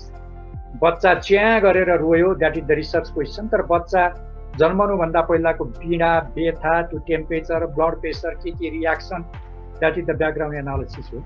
That is the statement of the problem. त्यो पछि आउने रिसर्च क्वेसन हो। त्यो च्याप्टर 1 मा भएको हुन्छ। तर त्यो च्याप्टर 1 को त्यो रिसर्च क्वेसन निकाल्दा पनि रिभ्यू नगरिकन हुन्न। त्यसको चाहिँ रिभ्यू पछि मात्रै क्लियर हुने हो। तर त्यो हुँदा रिभ्यूको निचोडका कुराहरू, स्टेटमेन्टहरू, एउटा दुईटा स्टेटमेन्ट रिभ्यूका सेन्थेसिसबाट आएका निचोडका कुराहरू त्यो ब्याकग्राउन्डमा चाहिँ त्यहाँ पर्छ। तर रिभ्यूलाई चाहिँ हामी च्याप्टर 2 मै लिएर जान्छौँ। च्याप्टर 2 मा लैसकेपछि हामीले रिभ्यूको डिटेल एनालिसिस गर्छौँ। त्यो रिभ्यूको इन्ट्रोडक्सन के हो, कस्तो मेथोडोलोजी युज गरे हो, कसरी गरिएको हो, थ्योरी के थियो, इम्पेरिकल के थियो, फाइन्डिङ के थियो, त्यो सबै निकालिसकेपछि थ्योरिटिकल सिन्थेसिस के हो, इम्पेरिकल सिन्थेसिस के हो, र त्यसको बेसमा चाहिँ अनि तल गएर आफ्नो अगाडिको रिसर्च क्वेसनलाई यस्तो यस्तो काम भएको, यस्तो यस्तो भएको, तर यो एरियामा यति काम हुन बाँकी भएको, त्यो हुँदाले यसलाई जस्टिफाई गर्छ। यो काम भयो भने society will be benefit, country will be benefited, this will be benefited in that way. त्यसरी जस्टिफाई गर्ने हो। त्यस कारणले गर्दा त्यो बिग्रेको होइन। मैले त्यो कुरा अन्डरस्टुड भनेर नभने। समस्या कथन पहिला आउँछ। तर जस्तो मैले के गराउँछु भनेदेखि च्याप्टर 1 तिमी लेख्दै नलेख भन्छु, मेरो अन्डरमा हुँदैन। प्रपोजलमा जे छ त्यो ठिक छ, मैले च्याप्टर 1 सिद्ध्याएर आउँछु सर भन्छु त च्याप्टर 1 नै जाने होइन भन्छु। किनभने च्याप्टर 1 त त्यो यस्तो हुन्छ कि त्यो च्याप्टर 1 त यति निचोडको कुरा हुन्छ कि थ्योरिटिकल रिभ्यूबाट आएको तपाईँको टोटल क्लियर कन्सेप्ट, अनि त्यसपछि एनालिसिसबाट आएको सबै कन्सेप्टले त्यो सिग्निफिकेन्सीलाई प्रुभ गर्नुपर्ने, फाइन्डिङबाट आएको कुराहरूले, स्ट्याटिस्टिकल फाइन्डिङबाट आएकोले त्यसलाई प्रुभ गर्नुपर्ने हुँदाखेरि त्यो मैले त स्टेटमेन्ट अफ द प्रब्लम त वास्तवमा पछि जो लेखौँ, रिसर्च क्वेसन राख तर खोज्दै जाउँ, त्यसरी गर्ने हो। त्यस कारण उल्टा भएको होइन। रिभ्यू अफ लिटरेचर गर्ने हो, त्यो नभइकन हुँदैन। तर ट्रेडिसन यो पिएचडीको चलन के छ भने फर्स्ट च्याप्टर इन्ट्रोडक्सन राख्ने, त्यसमा स्टेटमेन्ट अफ द प्रब्लम राख्ने, रिसर्च क्वेसन राख्ने, अब्जेक्टिभ राख्ने, हाइपोथेसिस बाई हाइपोथेसिस राख्ने, मेथोडोलोजी बाई कोहीले चाहिँ मेथोडोलोजीको च्याप्टरै छुट्टै गर्छ, कोहीले त्यहीँ राख्छ मेथोडोलोजी राख्ने, त्यसको लिमिटेसन बाई लिमिटेसन, अर्गनाइजेसन के छ, ती कुराहरू फर्स्ट च्याप्टरमा राख्छ। सेकेन्ड च्याप्टर चाहिँ हामी सोलेली लिटरेचर रिभ्यूमा जान्छौँ, अनि सेकेन्ड च्याप्टर हाम्रो लिटरेचर रिभ्यू चाहिँ त्यसरी जान्छ। अनि अर्को कुरो बहुत गम्भीर कुरो निकाल्नु हो, मैले त्यसरी भनेको होइन। मैले भनेको इकोनोमिक्सलाई हो। अब इकोनोमिक्समा एक दिनको कुरालाई आएर स्टक मार्केटमा यति भयो भन्छ, आज 50 पुग्या हुन्छ, भोलि गएर 70 पुग्या हुन्छ, फेरि आएर अर्को पुग्या हुन्छ। त्यो टेम्पोररी एनालिसिस हो। तर त्यो डेली पत्रिका नलिने भन्ने कुरा यो पोलिटिकल साइन्सलाई लागु हुँदैन, तपाईँको एन्थ्रोपोलोजीलाई लागु हुँदैन होइन। अनि तपाईँको पोलिटिकल साइन्सलाई, एन्थ्रोपोलोजीहरूलाई, यिनीहरूलाई यो चाहिँ हुँदैन। अब कहिलेकाहीँ साइन्टिफिक इनोभेसन होला, अब गोर्खापत्रमा निस्किया होला, कोही पनि पत्ता नलागेको मन्दिर पत्ता लगाइदिए होला, यस्तो किसिमको स्कल्पचर थियो भनेर भन्ने कुरो अब गोर्खापत्र कुरो नराख्ने भनेर त भएन नि। तपाईँको विषयवस्तुको हिसाबले त that is the more important कुरा हो। तर हाम्रोमा के हुँदो रहेछ भने इकोनोमिक्समा कान्तिपुरमा निकाल्यो भने त्यसमा त मेथोलोजी हुन्न, के पनि हुन्न। एकजनाले आफ्नो पर्सेप्सन राखेका हुन्छ, साइन्टिफिक राइटिङ चाहिँ छैन। त्यस कारणले गर्दाखेरि हाम्रो इकोनोमिक्सतिर चाहिँ त्यसलाई जोड नदिएको हो। तर त्यहाँ डेली पत्रिका पोलिटिकल साइन्समा त डु भेरी म्याटर। आज दिनभरिको न्युज म्याटर छ, गभर्मेन्ट कतातिर जाने, के कतातिर जाने, के कतातिर जाने, हरेक न्युजलाई कोड गरेर पोलिटिकल साइन्सको एउटा रिसर्च निकालेको हुन्छ। पोलिटिकल साइन्समा, एन्थ्रोपोलोजीहरूमा, यिनीहरूमा त्यो काम चल्छ। अनि अब लिट्रेचरमा पनि अलिकति स्ट्यान्डर्ड आर्टिकल त खोज्ने होला, मधुपर्कतिरको, अलिकति गरिमातिरको, अनि अरूतिरको त्यो कुरो चाहिँ निकाल्यो भने अलि वेट हिसाबले हेर्ने होला। अब तर त्यहाँ पनि उहाँहरूले डेली पत्रिका चलाएको, म रिसर्च मेम्बरमा हुँदाखेरि कहिलेकाहीँ गोर्खापत्रमै निस्केका कविताहरू कसलाई पनि एड्रेस गरेर उहाँहरूले गरेको चाहिँ देखिन्छ। तर कहिलेकाहीँ के हुन्छ भने त्यो लिट्रेचरमा पनि किन काम गर्दो रहेछ, त्यो डेली पत्रिका इट्सेल्फ इज द डेटा कि त्यसैको कवितामा तपाईँको रिसर्च त्यहाँ जानु होला। त्यो म्यान्डाटोरी होइन, मैले इकोनोमिक्सको जेनरल ट्रेडिसन चाहिँ भनेको। तर लिट्रेचरमा पनि सकेसम्म प्रायोरिटी त गरिमाकै होला, त्यसपछि के अरे मधुपर्ककै होला, अनि त्यस्तै स्ट्यान्डर्ड होला नि तपाईँको आफ्नो एउटा भने त्यो हिसाबले एउटा सकेसम्म स्ट्यान्डर्ड आर्टिकलमा भयो भने त्यसमा धेरै यसको अब्जेक्टिभ के भन्दा त्यहाँ एउटा मेथोलोजी थियो, त्यही मेथोलोजी गरिदिन्छ स्टुडेन्ट, त्यही मेथोलोजी गरिदिन्छ। पिएचडी तयार भयो, फाइन्डिङ तयार भयो, पछिबाट गइरिएर हेर्दा त मेथोलोजी चाहिँ गल्ती। अनि उसले भन्छ फल्नु ठाउँमा निस्किया मेथोलोजी युज गरे हो भने अलिक जो डेली न्युजपेपरमा निस्केको, सामान्यमा स्कुलको अथवा मुखपत्रमा निस्केको, कलेजको मुखपत्रमा निस्केको पत्रिकाको मेथोलोजी नै आफै फल्ट भइसकेपछि स्टुडेन्ट त्यसैमा रिलाइ गर्ने हुँदाखेरि पछि खेसी चाहिँ सचाउन महाभारत हुने हुँदा जेनरली हामी चाहिँ त्यो गरे हो, त्यसरी गरिन्छ। र यसैमा अर्को कुरा पनि आएको छ कि अब कतिपय कुराहरू जस्तो पूर्वीय अर्थशास्त्रका कुराहरू गर्नुभयो, अरू कुरा गर्नुभयो भनेदेखि अब पूर्वीय अर्थशास्त्रको कुरा गर्ने हो भने त चाणक्यको नीति अथवा अर्को नीति, कसको के नीति भनेको त अक्सफोर्ड र हार्वर्ड भन्दा पनि हाई स्ट्यान्डर्डको हो नि त्यो पूर्वीय दर्शन भनेर। जस्तो नेपाली लिट्रेचरमा तपाईँले पिएचडी गर्नुहुन्छ भने नेपाली लिट्रेचरमा अक्सफोर्डबाट भएको लिट्रेचर भन्दा त्रिभुवन युनिभर्सिटीबाट गरेको लिट्रेचर 100 गुणा भेल्यु राख्छ। किनभने नेपाली साहित्यमा त नेपालभन्दा माथि कहाँ छ र, कोही पनि छैन। अक्सफोर्डको जर्नलमा निस्कला, तर अक्सफोर्डको जर्नलमा त्यो विदेशीले गरेको रिभ्यू भन्दा त तपाईँको यहीँबाटै निस्केको मधुपर्क र गरिमाको चाहिँ धेरै वेटी हुन्छ। त्यस कारणले अक्सफोर्ड भने पनि, हार्वर्ड भने पनि, जे भने पनि त्यो हाइएस्ट एपेक्स इन्स्टिट्युसन चाहिँ नेपालै हो। त्यस कारणले प्रज्ञा प्रतिष्ठान, यहाँको भाषा के छ तपाईँको त्यो हिसाबले गरे त्यस्तो हो। तर के भने हामी इकोनोमिक्समा सबै जो पढ्ने हाम्रो कोर्सको तपाईँले भने त्यो के अरे चाणक्यको पनि छैन, उसको पनि छैन, कोर्समा पनि छैन, सबै त्यो पश्चिमाहरूको थ्योरी आएको भएर हामी त्यो हिसाबले गएको भएर मेरो यसरी इन्टरप्रिटेसन भयो, डेलीलाई इग्नोर गर्ने चाहिँ भनेर भनेको होइन। अनि मुक्ति यादवजीले रुरलमा हुनुहुन्छ, कतिवटा गर्ने थ्योरीहरू भनेर भन्नुभयो। यस्तो हो थ्योरी, तपाईँले मैले अलिकति आफै पढाउनु भएको छ, म धेरै भन्न पनि अप्ठ्यारो लाग्यो। सबै थ्योरी गर्ने भने होइन, तपाईँले क्वेसन के रेज गरे हो फेरि क्लियर हुनु है सबै। मैले अलिकति स्टुडेन्ट जसलाई भने जस्तै गरेर भन्नु पर्यो, म क्षमा माग्छु। तपाईँको रिसर्च क्वेसन के हो, what is your research question, तपाईँको त्यो रुरल डेभलपमेन्टमा तपाईँले निकालेको रिसर्च क्वेसन के हो, त्यो रिसर्च क्वेसन कुन थ्योरीसँग रिलेटेड छ त्यति मात्रै तपाईँले रिभ्यू। कतिवटा त्यो थ्योरी हो, 6वटा 7वटा 8वटा, त्योभन्दा त निश्चय हुन्। सबै थ्योरीको रिभ्यू हामीले गर्ने होइन, त्यो टाइटलको रिभ्यू पनि गर्ने होइन।